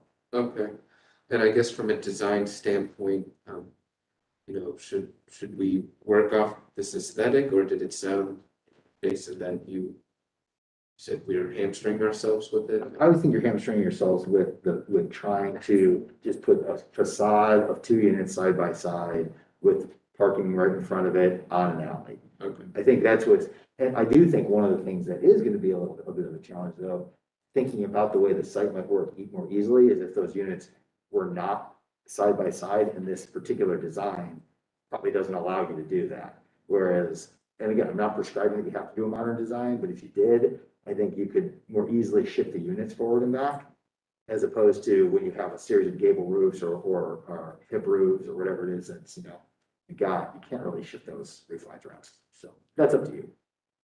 Okay. And I'm not saying you have to go back to the drawing board and start entirely over. It's just, I'm trying to figure out a way to get in and out of that site effectively that also services, kind of like the future of that alley, which is probably gonna be tiny forever. At least for a long time. Okay. Any other comments? One of the sort of common denominators with our submissions is the lot lines haven't changed. Would, commission be, amenable to approving the lot split, that we could get that done in the meantime? Take 2-3 months counting. What do you guys think? Is that not involved in like zoning variances and such? Because we would need the specific variances to recommend them. Gary, have you given us the variances as part of your request? We have the variances, but given that the building orientation changes, that would certainly affect the variances. So you just want the approval for the lot split, for the parcel split? Correct. Yeah. That without the variances, right? We ever done a lot split though where the houses are contiguous? I think they've always been freestanding structures. Yeah, what are you doing? Fee simples? What are you building if you're splitting them? What are you splitting the lot from? What is this lot split for? As of now, the applicant owns both these properties on East First Ave. Uh-huh. So it's taking the land away from the Civil War property as we know it today. Right.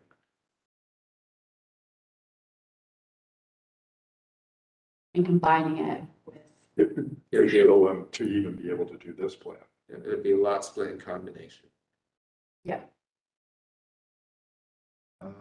trying to think what harm it does if we do it. that's all I really, like, if that's what he wants to do. Probably just gonna be, I mean, Discontinue it. I mean, I think we could do it. I don't think either way. Staff, what would you prefer? Are you supportive of the law split that, or is there further questions that need to be answered? Like starting to about potential design or maneuverability for the lot split? I think all of those things need to be answered before we can build anything. So, I mean, I think if you're not comfortable with us moving forward, then let's just table the whole thing Not to, just or continue it. Right. Yeah, I think it gets to be a little problematic just to try and figure out exactly how this is going to functionally work because I assume this is going to be the way this lot ends up because it's very rectangular, but I guess we don't know that for sure. So you really figure out what's going on. Right, and the orientation of the newer lot is solely to allow enough space between the rear of the buildings. No, I got you. The proposed site, so that essentially wouldn't change. That would help us with our timeline. It would help out. I don't feel that strongly either way. What do you guys feel? I mean, I feel fine letting them start the lot split process. It's gonna take them 3-4 months to complete, so. David, Paige, what do you think? Yeah, I'd be okay with approving. about it. I don't see why until we see the drawings to make a package. This gets ourselves potentially in a troubled situation until we know exactly what's going to be. So, I wouldn't argue, I mean, I won't be negative about it, but bring me back to the memories of the 4th Street project where we demolished a building and it didn't ever see it back. It was promised to be rebuilt. It still isn't. That's why I'm not putting the cart before the horse. I hear you. I guess one of the things that you guys also need to decide is if, if you do reconfigure this lot, are you 100% going to just contribute that to that parking fund or are you going to try to find spots on this site too? And if so, is there a cross access easement that we'd really like to know that before we go to split the lot? That may be a condition of how that works. So I think unfortunately we're talking ourselves out of it. I know it's helps your timeline. It's just, I think we need to know what's going to happen here. Yeah, for us, we need to know what's happening because I mean, we've had these lots been in the same configuration for 100 years. I know for you, the 1 month means a lot, but for us, we got to figure out what's going on in these back to these 200-year-old lots before we, at least I think that's where I am. Shannon doesn't care. but now you're at a 2-2, so it means you're not getting it, so. No, I mean, I understand what David's saying. Yeah. It's just when you start to get into a situation where we're really creating a new lot. Yeah, when someone sells them that lot, then I mean, yes, we do have to approve the variances, we have to approve the design eventually. But then all of a sudden, it's like how we're providing access to this individual lot, we don't know yet. Okay, all right, so I'm gonna move to continue IV 2109-020. Second. All in favor? Aye. Opposed? All right, well, hopefully that helped you a little bit. I know it's been kind of a tough spot. Any commissioners? Okay, moving on to number, or to 1020 North 4th Street. It's being built right now. Didn't we meet No, I- this one way up in the beginning? Was it the first application that we, Oh, yeah. do we have anybody from 1104, 1108 Summit? Anybody get from here? Okay, so, will you please both raise your right hands and state your names for the record? Joel, Ruby, Eric, Cheryl. And you promise to tell the truth in your testimony this evening. I do. Excellent. Okay, over to staff. This application is proposing to construct a 4-story, 35 approximate unit condominium building to demolish the existing garage and commercial building, which is currently a hookah shop. Applicant notes the changes from the last submission include the reduction of 11 units in spaces, The building is now programmed as a for sale project. The building has been moved back 3 feet from the street for the southern portion of the street facade, and the elevation is simplified with fewer mass changes and the elimination of the Third Avenue curb cut. So at the August business meeting, the commission noted the changes made. Some commissioners continue to find the proposed scale too big for the site. There was noted that the fascia at the south elevation appeared overly wide or off to some commissioners. Commissioners asked that that could be scaled back and have more space for the corner. The applicant has submitted updated materials in response to some of the business meetings. Staff recommends continuing the application ID 21-09-021 1020 North Fourth Avenue to allow the applicant time to revise the application. The basis for the staff recommendation is City Code 3116.12 standard for new construction. Okay, over to you. Oh, So, from the last meeting that we were at, we've made an attempt to, find some middle ground between some of the comments. We've obviously reduced the unit count, as staff said. We've made an effort to simplify the west elevation a great deal, where we had, several different masses. Now we're kind of down to two. We're still utilizing kind of a step down approach as we move north to south. So as you look at the street elevation, we're getting more to the addressing to the buildings to the south of the first. I'm sorry, start third. So those are the things that we've changed. Also, as noted, we've changed the programming to a for sale product. I understand there's some concerns about the size of the building. However, there's with the building being constructed just to the north on this parcel, I really have a difficult time understanding what the justification is for holding the height down on this building when it's generally the same height as the building on the parcel to the north. With that being said, we'll gladly hear your comments, and I know there's still lots of detail work and things to do on the architecture, but I think once we land on a program and size and shape of the building, those things will come together fairly quickly. Paige, you want to start? Sure. I guess I'll start with the question. Talk about the building to the north.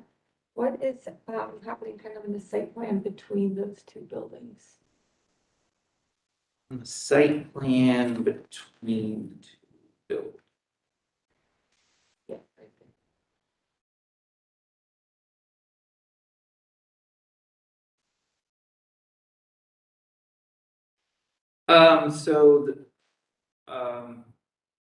There would likely just be a sidewalk with some landscaping. I know that the building to the north has a very similar situation where they have an exterior door that basically leads out to the street along the property line. I think there was at some point programmed a mural along that south-facing wall on the front mass. So we would probably address that, in a fairly similar way as means rather utilitarian interstitial space. Yeah, I think the landscaping and lighting and programming is definitely important in the narrow space. Mm-hmm. Yeah, it's something we probably want to just be careful about and pay attention to. I think as far as the simplifying of facade, I know there's comments last time about kind of that rhythm of the west elevation. And I see there's efforts to divide that up and kind of scale them so that when you're on that fourth, the west street, yeah, Fourth Street, you have more of that familiar rhythm when we're walking down the street. So I appreciate that. I don't know, staff said that you had some comments potentially about the materiality of that larger fascia on the corner of the third and fourth. Was that, maybe I heard that incorrectly. No, I mean, I don't have any, primarily what we would be using there, is, fiber cement to imitate like, more historic wood storefront, and sun band conditions. Okay, I think that just the comment was maybe the height, and maybe that's due to the railing above for that patio space. Yeah, that space, that parapet is creating, the guardrail for that space there. So I can understand, the proportions of that are a little bit out of character, and, maybe we can do something to address that. Maybe just even some elevation relief to that to kind of separate those two elements. Mhm.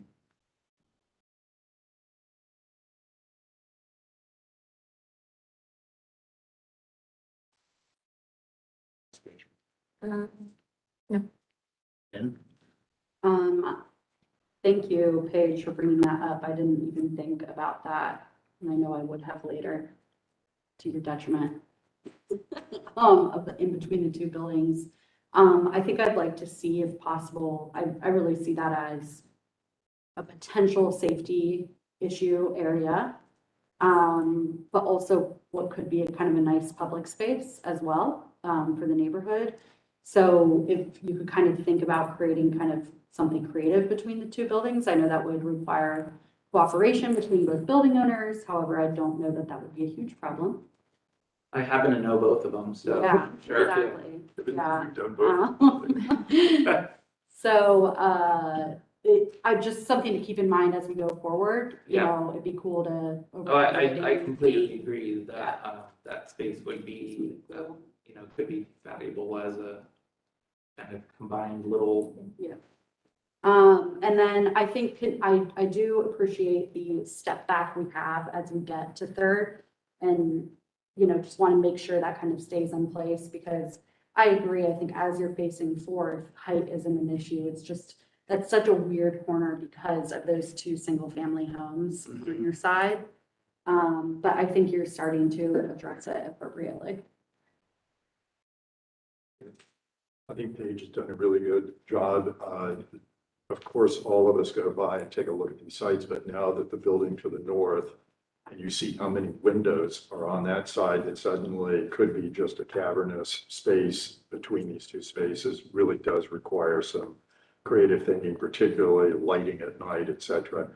The other one I'm surprised nobody's talking about, I haven't, even in the plan, the true plan, where are any street trees going to go? Have you seen how close the building to the north is to the sidewalk? I heard you guys say there's something the city carved out more space or whatever, but I don't see that that's happening at all. The building to the north, look how close it is to the street line. How are we going to get any trees along there? And to me, we need to get this building. What would really help is to push this thing back a couple of feet to the east. So it's not in the same straight line as the building to the north.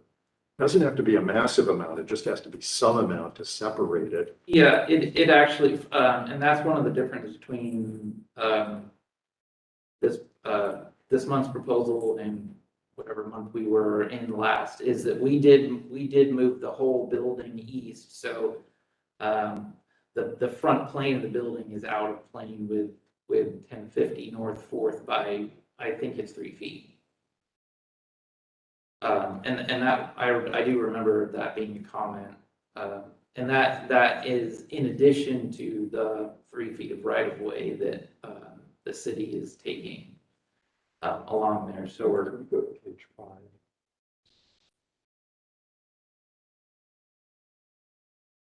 I'm hearing what you said, but as I look at this, it looks like the north building and the building we're talking about are still right in line, so if It's these a are, little easier to see on the color rendering perhaps. but I'd still like to go to 5 to talk about another issue, Oops. possibly.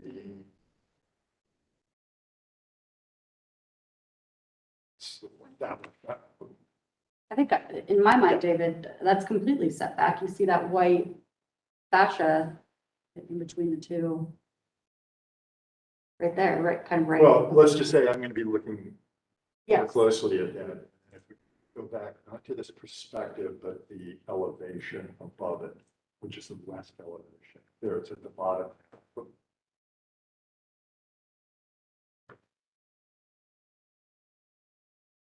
What I'm trying to say is that separating the two pieces of the building up at the top more would, like where the balconies kind of create that column of difference. yeah, you're changing materials from, if we're looking at it straight on, the northernmost part it's got one finish on it. Right. One, but the line is still exactly, it appears. Yeah, I So understand what change, you're, just a couple, a little modulation would really help break that up, so it isn't one. yeah, I understand. You know, I was. That's Yep. okay. I understand what you're saying. Okay, thank you. So that fairly narrow column in the middle really starts to create a completely different type of separation rather than allowing kind of like the stepped back mass to wrap over. Yeah, and I get it. Might even be a void. Mhm. That could be somebody's upper floor porch or something. Sure, Or patio deck and not an enclosed piece in there. Yep, I completely understand. I'm really gonna be fascinated at what the south one-story essentially piece is in that framing, which you've already said you're gonna be working on. It's a railing or something, but right now it's sort of hard for us to understand what that is or see it, but it doesn't feel like it connects to it yet. The news that is really positive is that this is going to be for sale property. I made a presentation to the Italian Village Society to give them an update on what was on the table. And I had several people call me to say that they were concerned there was just more apartments and they were hoping that there were going to be more for sale properties. So it'll be great to report that that's a change and you're moving in that direction. Positive, really positive. Yeah, I think you got the site plan where I needed to be. I appreciate getting rid of that Third Avenue curb cut and entering off the alley. I think that works. You know, whatever it took to get it in this right configuration is probably losing those few units. I think you've gotten it to that point now. I think the activation of the front space, well, you know, it's not extraordinarily activated. You've got enough on there with the leasing and the lobby and the office to make that a space that feels like it's worthy of fourth. And also, even though it's not a huge setback, I think that setback does help. I'm definitely going to be interested in how you determine to get some planting materials in there. I know we've got some wires on that side of the street. They are pretty high, so that gives us a little advantage. That we got quite a bit of room underneath those. So when you know kind of decide whatever you're going to plant there, we're not just much of a concern with that interference. Other than that, I don't really have any further comments. You know, I think all those the typical issues, exterior materials, lighting, landscaping, you know, street edge, all of the stuff we always talk about. We'll wait to see what that happens. You know, I think we've started to come to consensus about how the building's going to essentially mass. And yeah, I feel like this meeting is certainly, we've made a significant amount of progress with regard to the size and shape of the building. Now we can kind of start to really dig into more of the detailing and the materiality and the interstitial spaces and how to address, you know, not only that area between what I'm calling 1020 and to 1050 that's being built, but also in between the one-story piece that is covering the garage in the single-family homes to the east. So Yeah. I think this has been good progress. I appreciate you, bearing with us as we struggle to get this building. I think it makes sense. And I also do say, I mean, obviously there are other residential around here. I think, this is probably probably one of the better places along the corridor to have this second floor terrace. I mean, it's not a huge terrace anyway, because it's sort of leading a bit of what's happening at that corner. You got a bit of a mixed use, but really more of a commercial building right across the street. Then you got a vacant lot and, a commercial, essentially a very fancy strip mall across the other way. So you got a bit of an advantage here where I think that second floor terrace can be really additive without being a detriment to if it was, butted right up against Sure. a series of low single family houses. Right. Yeah. Okay, with that, other comments or thoughts? What else do you need from us today? So is an action item, and want the commission with those outstanding items want to continue or something in that direction? What are you asking for today? Continuation would be great. Thank you. Sounds good. Any Make further that comments? motion. Okay, motion here. Anyone else? Second? Second. Okay, all in favor of continuing? Aye. Opposed? All right, great. Well, thank you. And I think you're here for the next application as well. Yes, I am. All right. Oh, mind we skip to 12? Sure, yeah. You have the rest of the agenda, it appears. And we never got anybody for one, so we'll probably. Well, I think take a look at it just because it's simplified, but and then there's also just some items for old business here for the old business. Oh, yeah. Okay, well, we will get to that. So let's jump into 12. Okay, so for Greenwood Ave, proposals to construct a new duplex with attached garages. The garages would provide 4 parking spaces. So at the August business meeting, the commission noted that any additional materials to help clarify the project would be helpful and asked that elevation B is facing the street or the back of the building. In response to business meeting feedback, the applicant has submitted an existing site location plan and clarifying that elevation B on sheet A20 faces north to Greenwood, and then the building to the right is the existing 4th crossing building. Then across the street is an existing concrete block warehouse building. The applicant notes this building is also likely rear of a redevelopment site in the future, likely to be a parking structure or the utilitarian back of a large building that's landscaped. This is conceptual application. The commissioners should offer design feedback that can be utilized by the applicant to further refine the proposal for review in the future of the Town Village Commission meeting. So no action is required. The general basis for recommendation are the City Code 3116.12 standards for new construction.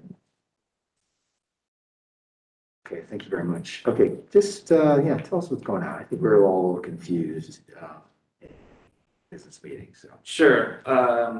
It's just a duplex that sits on the corner lot at the alley behind 4th Crossing in Greenwood Avenue. We're parking 2 cars off of Greenwood, which is open for discussion. I turned that garage just because I've kind of felt like having all the garages face the alley, maybe it was too much, but I wouldn't be opposed if there was a conversation about turning that garage. I know that most of the other new construction single family homes on Greenwood all have garage doors facing north. So to a certain extent, trying to keep that rhythm and that style there. In the one elevation, I didn't show the relationship of the Fourth Crossing apartment building across the alley, and our building, as well as, this is on sheet A, yeah, A20. So the elevation A is standing like in the parking lot of Fourth Crossing and looking broadside of the building. So, I hope that kind of clears up where the building is sited, if it was unclear before. Here, does this whole site fit within the area that is fenced? Like that had a fence on it before, like, is it all within there, or is it the whole site? Can you tell? It's okay if you can't, it's no big deal, it's just. Yeah, I'm not certain. You talking about the depth of the fence or? Yeah, just like, is it the whole width across to that neck where that little tiny house is, or is it just, no, it's Oh, not. no. I see it. Yeah, Just there's, that. there's a parcel in Yeah, between. okay. And Yeah, then, so so- what you're saying is you'd be willing to either have the garages enter on Greenwood or have all four of them on the alley, is what you were saying earlier? Right, yeah, I'd be open to certainly discussing, rotating that north garage so that you enter the garage from the alley rather than from Greenwood. The only difficulty that does create is you'll see on the kind of the south end of that building, I do have to step in the garage because of the Department of Traffic Management, says the back of my garage has to be 20 feet across from the right of way line, regardless of whether there's parking there or not. So that's the only, that would be the only difference. They would change the shape of the first floor ever so slightly. Okay. But I can certainly see where there's some advantage there to, opening up that corner. I mean, there's more homes, more people, more traffic. That corner is an acute corner. It's gonna kind of get cut anyway. I think Greenwood is more of a residential street, so this commissioner would be in favor of turning the garage door around the other way. Even the step back with offset would be a nice element. It gives you some chance to get a window or two on that lower level, even though they're in the garage, but it looks more residential rather than seeing a great big garage door open Sure. to Greenwood. And what are you thinking? I think I agree with Commissioner Cook. Otherwise, I don't have any comments on the architecture. Yeah, I guess overall the massing and height and everything feels appropriate, the style too, with the rest of Greenwood having that more mix of some industrial buildings and some of that quaint historic buildings as well.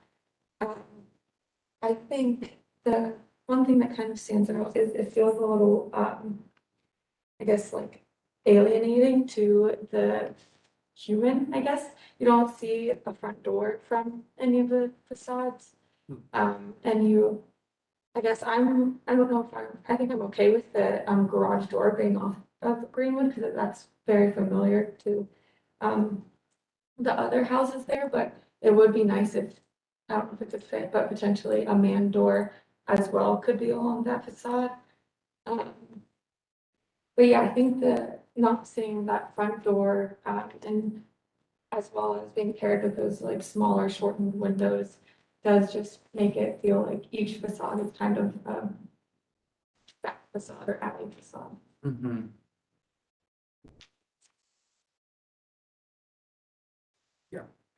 That's an excellent comment. I agree with everything that's been said. I think you could make an argument for keeping it on Greenwood, but I think from a standpoint of its proximity to the increasingly busy portion of the street grid, there's a good argument to be made for swinging out of the alley. And I think Paige's comment's strong with regard to creating something that is more, it does definitely feel like it is a garage right now on Greenwood, which I'm not saying is necessarily a deal breaker based on the way that we've set up that street. But at the same time, if there was just some way, maybe it's even through the upper story, that conveys it's more of a residential unit on that side, then it feels, at least in plan. Maybe when you're coming out, it won't feel that way because you'll see the side of the building, but it's a good comment, really. So are those comments useful to you? Any other questions you have for us today? Yeah, just, just along the discussion about where that garage door goes, I mean, the parcel directly to the east is likely to be redeveloped with something similar that's, that it will likely have a garage door facing Greenwood, so I don't know if I really have an opinion either way, but How about working then to make that garage door more of an art element, whether it's the frosted glass, like the Prescott project, something that adds some street ambience, lighting to security, that type of thing. Let's just don't make it a traditional fake wood door roll-up thing. sure. Okay, any other questions for us before we flip back to 11? I don't think so. I think that was good feedback. Obviously, this is conceptual, so it'll get to, Yep, go ahead. okay. Okay. Okay, Thanks, guys. yeah, thanks a lot. Thank you Okay, very so, much. Carrie, you still on for 11, or for 4, East 4? Right? Yes, yep. Okay, for 244, East 45. Those were where we are.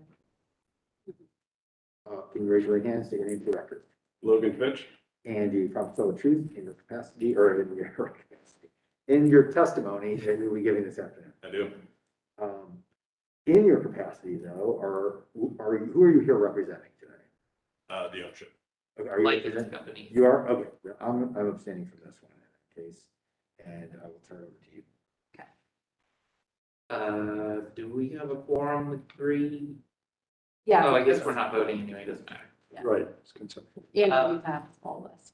Lit staff. Can, just as an in-betweener, Logan, do you want to provide an update on what's going on with 889, or do you want me to? Maybe you.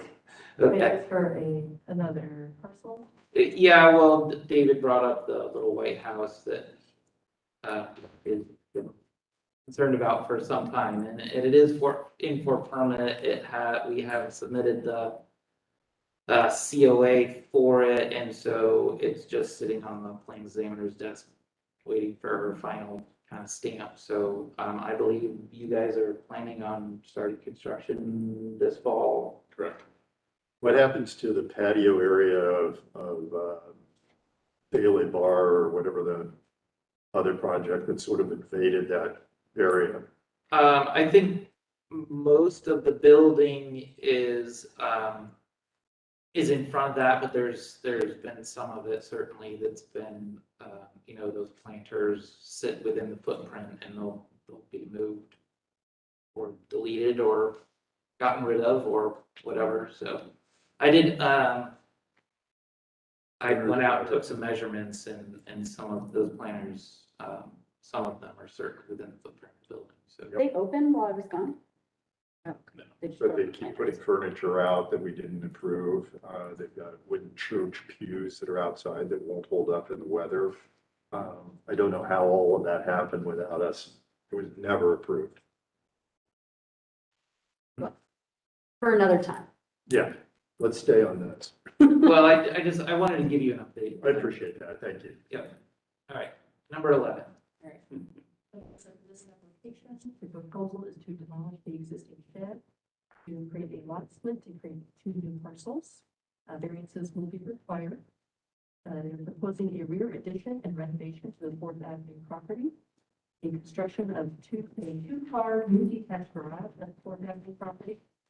And an addition and renovation for the alley facing Greenwood, for that dwelling that's facing Greenwood. So at the August business meeting, the commission noted that the roof line should be simplified. The addition appears to be a large mess behind the historic portion. And no windows appear on the side of the building to the back, and the commissioners were slightly confused about rendering A02, noting that any additional materials to help clarify would be helpful. Requested an existing condition site plan. In response to the business meeting feedback, the applicant has submitted an existing condition site plan. And I believe noted that it's due to fire safety or something similar, as for the reason why there are no windows on that one elevation. So this is conceptual, so staff recommendation, the commissioners should offer design feedback that can be utilized by the applicant to provide the proposal for review at a future town and village commission meeting. Basis of staff recommendation is city code 3116.12 standards for new construction.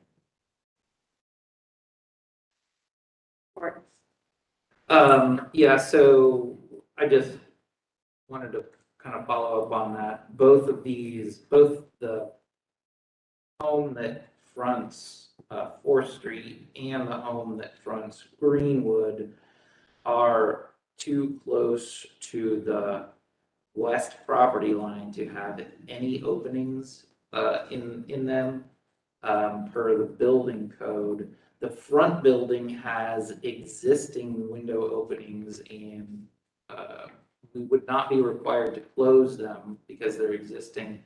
However, the addition would have to meet current code. So that is kind of what creates some of the alignment issues and some of the roof line issues because we have to step the addition in from the property line a little bit differently than, I'm talking about the front building, I apologize. Step the addition wall in from the property line further than aligning it or just barely misaligning it with the existing. And then the same is true of the building at Front Greenwood. So I understand that some of the comments about the roof lines. I would gladly take your conceptual feedback or comments or help to this work a little bit better in a way that you would like. Yeah, I think that clarification helps a lot. I guess the reason that you pushed back that addition, and yeah, my initial thought was, when aren't we treating that addition similar to the kind of roof line that already exists forward to 4th Street? Yeah, I mean, and we certainly could revisit aligning that wall and building it as a fire safe wall, and that would be okay. I don't know if programmatically it's incredibly necessary to have the windows on that elevation. So, I mean, if that simplifies the roof line so that we could kind of more extend that hip, that might make it a little easier. The other thing that I was maybe a little bit concerned about with the addition to this building was, kind of that, maintaining that an addition looks like an addition rather than the existing home. So it's, part of the reason why I kept the roof line, or like kind of moved forward with the roof line being completely different. Yeah, I think hearing the reasoning, and if it does bring more natural light into that addition, I think that makes sense to me. One, though, I guess on the Greenwood building, I appreciate how you kept the front facade that lower level and then added on to the back, but I just wonder if we could give a little more space to that existing chimney with that addition. But other than that, I think that both of the additions seem pretty appropriate. Given the time and everything, this is still gonna remain conceptual, so I don't have anything really to add. I don't understand why there aren't any windows on this side, given that there isn't building right there. You're saying that's the alleyway in there, right? No, that'd be the lot line. Yeah, that's the lot line. So Basically, like, that product you guys just discussed. Yeah. That vacant lot and that duplex you just discussed. Yeah, So they can't because potentially there could be a building built right there. yeah, I mean, we We've don't, got a driveway there, right? Isn't all the side of the house is a driveway? On the that's on the other side east of, side of the yes, that's on the other side of the building. So the rendering, we're essentially like above Greenwood, looking at the buildings, correct? Yes, yep, we're above Greenwood, just aligned with the other project that we just discussed. You know, kind of to the west, facing the east, So the southeast, cars are getting to that garage via, via the interstitial space between, yeah, to the north of to the north of this building, or I'm sorry, to the east of this building. oh, so they're not driving next to their building and then turning into where that garage is? Yes, they are. They are. Yeah. Then why can't it have windows? Well, because this facade right here Yeah. is less than 2 feet away from the property line that runs all along here. But you're using Because there's that- another parcel right here. that But we you're don't using know. that as their drive. The drive is here. Oh, okay. All right, this makes much more sense. Yeah, Does the commission have any feedback regarding the size of the addition compared? Or bring it up now? Feels like a lot. Essential. On Greenwood, that one, or which? I don't know. This commissioner does, so don't worry, it will be brought up. Want to make sure that if you get it out, the applicant.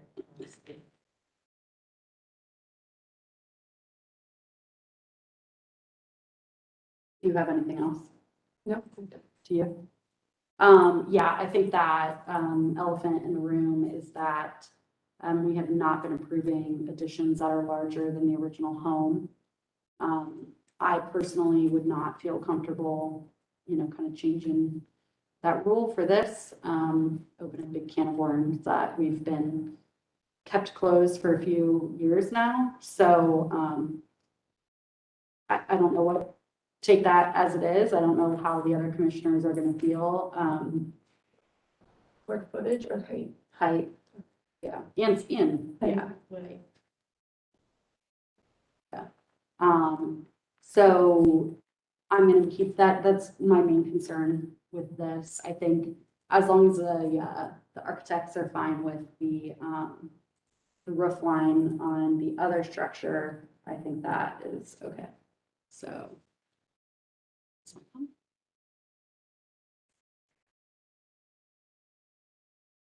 All right, I think that's everything. You would like David to talk? I kind of would like David to at least provide some feedback on what you just said, Jim. There is some precedent within the Victorian Village District that we kind of took some cues from for this particular project where kind of a one-story cottage has a two-story addition behind it and kind of overlaps it a little bit. So I guess some feedback on that would be helpful, and I understand that it's a different district and a different commission, which is fine. And then also just to clarify, there is a very small, like shed roofed portion of the Greenwood building that we are proposing to be removed. I don't think it has a foundation. It's kind of a lean-to type structure, but I just wanted to make sure that we are kind of checking that off the. Can we get, for the next meeting, actual existing condition photos of that area? Sure, yep, Because right now we just have a aerial overhead. yep.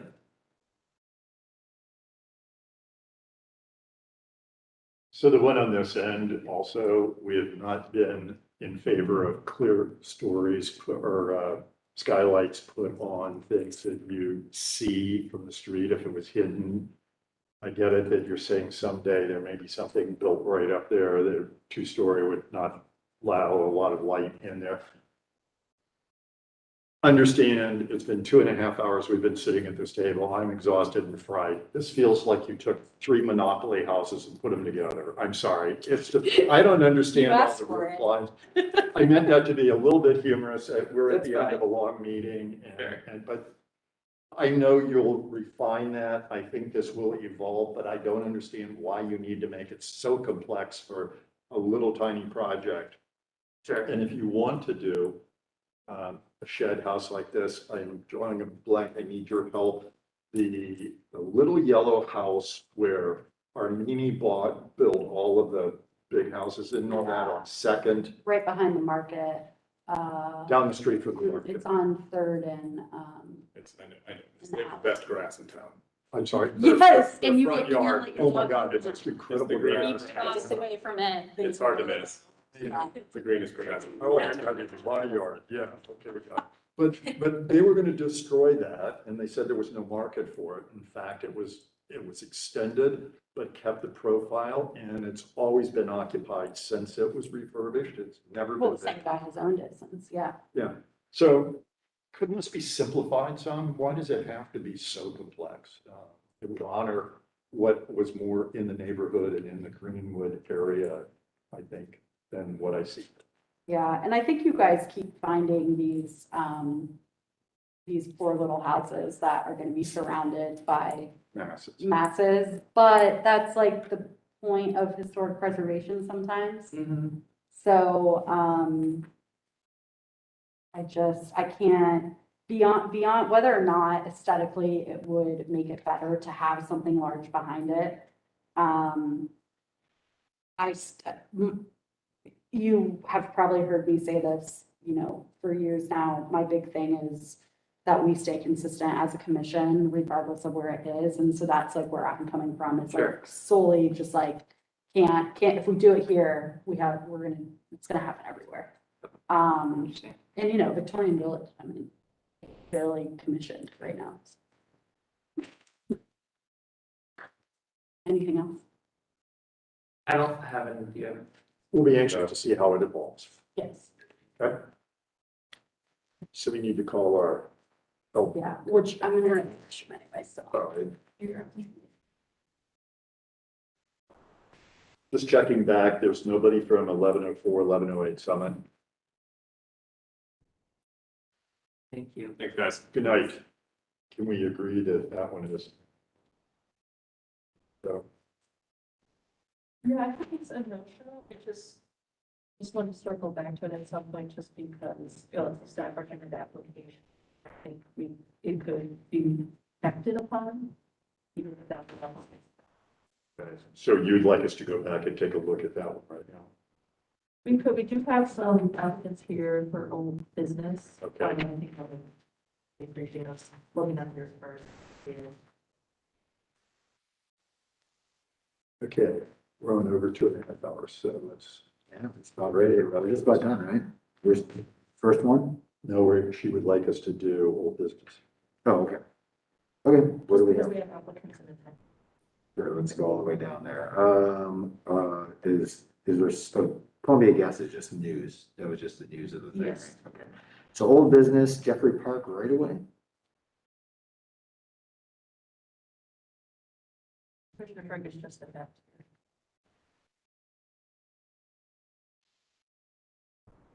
Hello. Gentlemen, if you will, raise your right hands and state your names for the record. Matt Negra? Rob Harris? And you promise to tell the truth, the best of your ability and your testimony this evening. Yeah. Okay, great. Staff.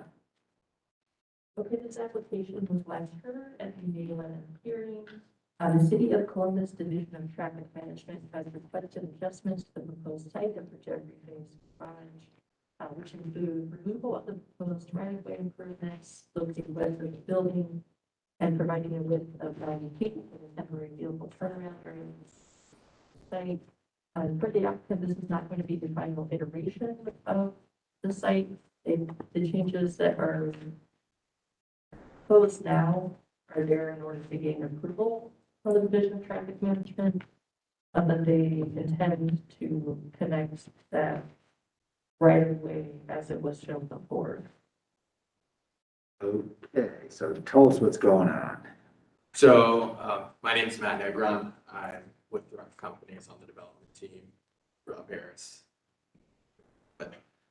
So as we went through this process on the site compliance plan, this was previously approved by you all. I think it was a staff approval. So when we went through this process with DOT, they are still in talks with ODOT on what this bridge looks like, or if it will exist. Obviously, we're pushing towards having this access on the fourth as the secondary means of egress, especially it helps us with all of our site. So, you know, this having this private drive, no matter what, for circulation, is really important to us. But for what they requested from us is to just take it off. Our next iterations of this, I think we show on a site plan, which we sent in, connects that 6th Street Drive. In the future, we hope that that is an extension under that ODOT bridge. Gotcha. So what you're saying is they're contemplating retaining the exit ramp, but they're not having access points. Correct. So yeah, yep, that's right. Yeah, not ideal. No. That's like worse than. It's yeah.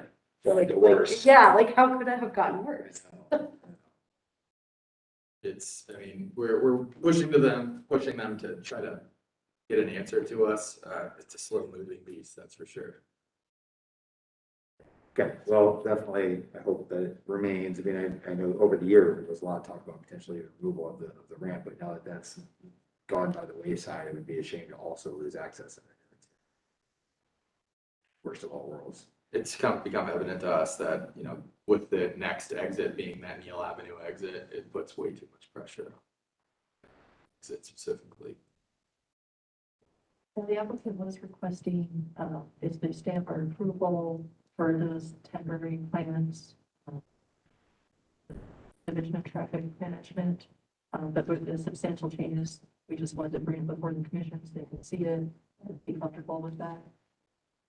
Yeah, I think the only thing that I was a little confused about the language, maybe this is just semantics, is when you in the application it says in removal of improvements, is that just means basically you're just with the ground that you were adjusting, or are there specific improvements there that are going away? One, the application was not done very well. Basically, I put in the site plan that showed the private drive connecting with North Sixth Street and the garage. So we have that, we're doing that regardless of anything that happens. Okay. Basically, this is just a technicality. Okay. In regards to them not letting us show that connector piece. Okay. Until we determine the engineering status of the. Okay, I got you. Fair enough. Okay, I don't have any other questions. Anybody else questions? No. Okay, just motion for approval, correct? Yeah. Okay, anybody care to make that motion? I'll make the motion. Do we have a second? Second. Okay, all in favor? All right, opposed? All right. All right, good luck. Thank you. Don't you miss these meetings, Rob? Huh? Where have you been? Yeah, I mean, come on. I see another one under here for old business. 915 North 4. You got a split application day. Oh, that's the worst. Okay, so, I don't think I saw an application. Brad Parrish pulled his on Hamlet, is that correct? Yes, that's correct. Okay. So it's 14 old business, right? Wait, what's This is B, old business B. It should be number 14. Once. In there, yes. Okay, Yeah. I have to look in here. I like it on this one. Okay, so you're already sworn in, so staff, what's going on? Okay, so this application was last heard in the June spring. It was proposing demolition of an existing non-historic garage, new construction, to construct a new story and have carriage house to be built with a footprint of the existing garage. The application was approved at that time, with final details being submitted to staff. However, there are some changes that are, there's enough of them, and the substantialness of this is enough that we cannot staff approve it, so we need permission to look at it. Those changes include that the fascia, the roof fascia has abbreviated chorus returns now that are included the prior application material, so you can see the change and comparison. A window has been added to the east elevation. The single entry doors have been changed to pair doors at the south elevation. The style of the garage doors have changed. And then the windows have changed. Staff have recommended one of the low windows, which the applicant had revised to include one of our windows. The windows are a little bit larger now. And I think the balcony door is a single light. I'm not sure if that was based on the prior staff recommendation or through the commission here, but that is a change that had been proposed earlier. Okay, so tell us what's going on.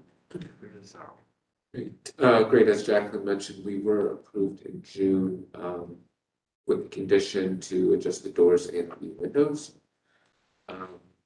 You know, in that time, we went from schematic to construction drawings and, you know, we'll say our architects seemed to add some detail that wasn't there, including in the garage doors. But we did adjust the windows per the commissioner's recommendation, as well as the door, the style of them. And yeah, it was sort of 3 months and we weren't able to get much feedback. So Jacqueline was kind enough to put us on the agenda this evening. So thank you for that. But yeah, the differences she mentioned, we're absolutely happy to revert to the lesser detail. Again, it seems our architect in the process of turning these into construction documents added detail that wasn't originally shown to you guys. So Gotcha. Okay, what's it coming on this one? I'm fine with all of this. That's my comment. Okay, One thing I forgot to mention is the applicant noted the reason for the adding of the window on the south elevation is because of the location of interior stair. correct. Yeah, that smaller one, it just provides some light into the entry for when you open the door there. And it's different because the stairs are right there as well. So okay, Paige? Yeah, I wasn't here for the June commission, but You can blame Todd. what? If you don't like anything, you can blame Todd because he was still here. Yeah, that's all. Yeah, I don't know, I guess I'm uncertain what those like details you were saying that was added from approved, but I could also just abstain from this one since I will be here in June. That is up to you. We can walk it through in more detail or not. It's up to you. I think if the other commissioners are okay with what was adjusted from the previously approved certificate, okay as well. As you know, I'm opposed to the project, but given that it did go through, I think these changes are reasonable for what it is. Still wish it wasn't happening. Okay. Any further comments? So can I have a motion? Move to approve IB 2105006B. Okay. Second. Great. And then all in favor? Aye. Opposed? And you're okay voting on it? Are you abstaining or you're okay voting?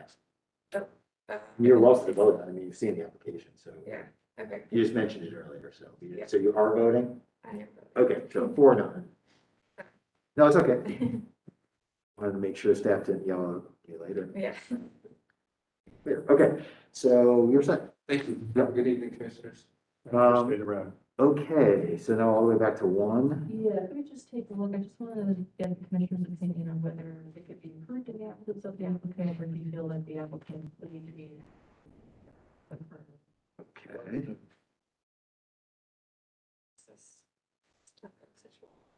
Is this, so what was left? What is it? Oh, yes. Okay, so this is the new application. It was, the proposal is to replace non-original deteriorated stucco siding with hardy board siding. And staff did conduct a site visit in July just to take a look and see what the condition of the original siding beneath was.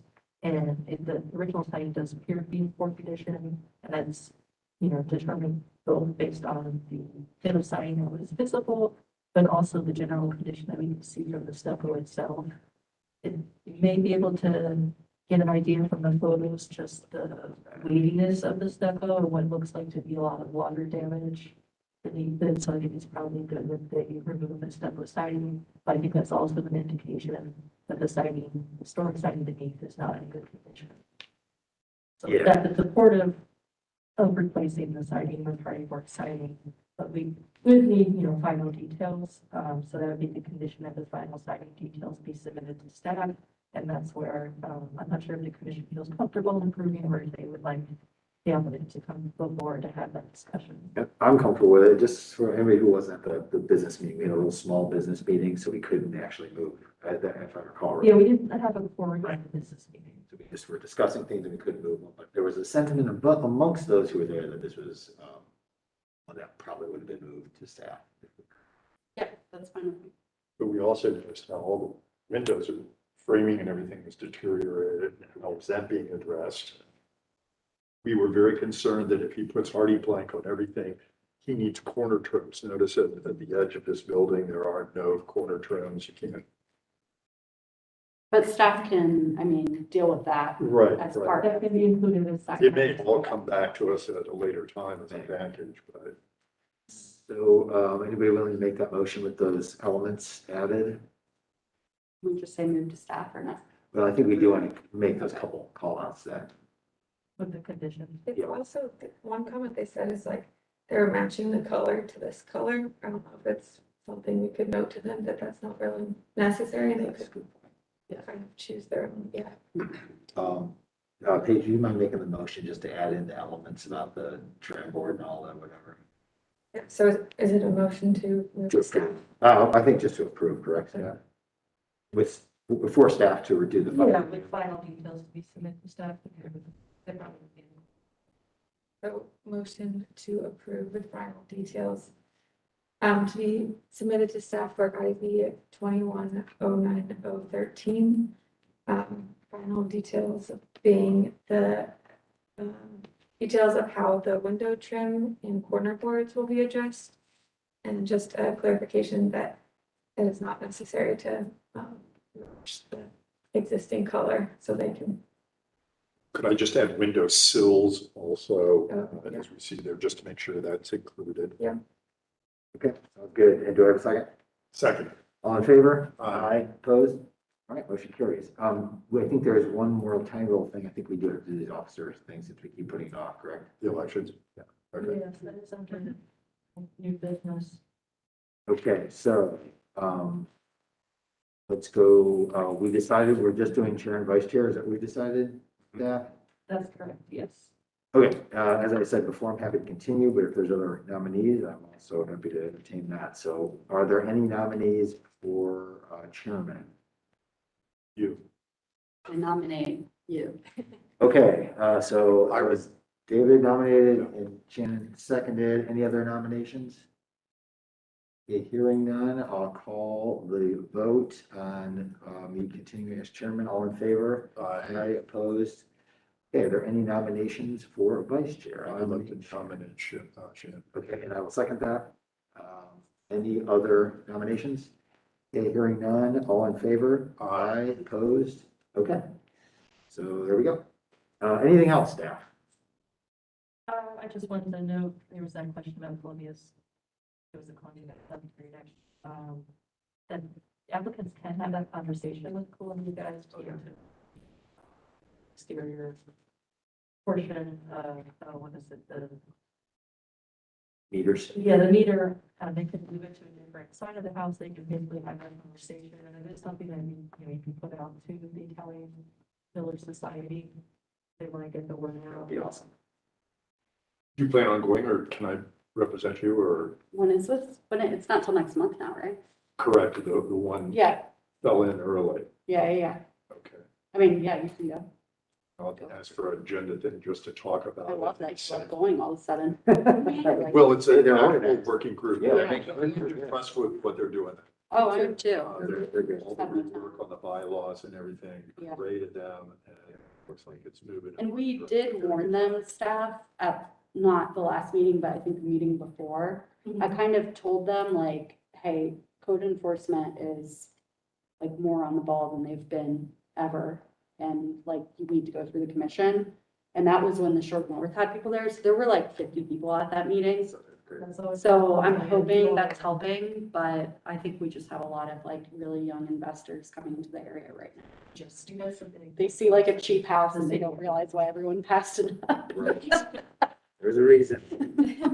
There was one time Cheap when, cars.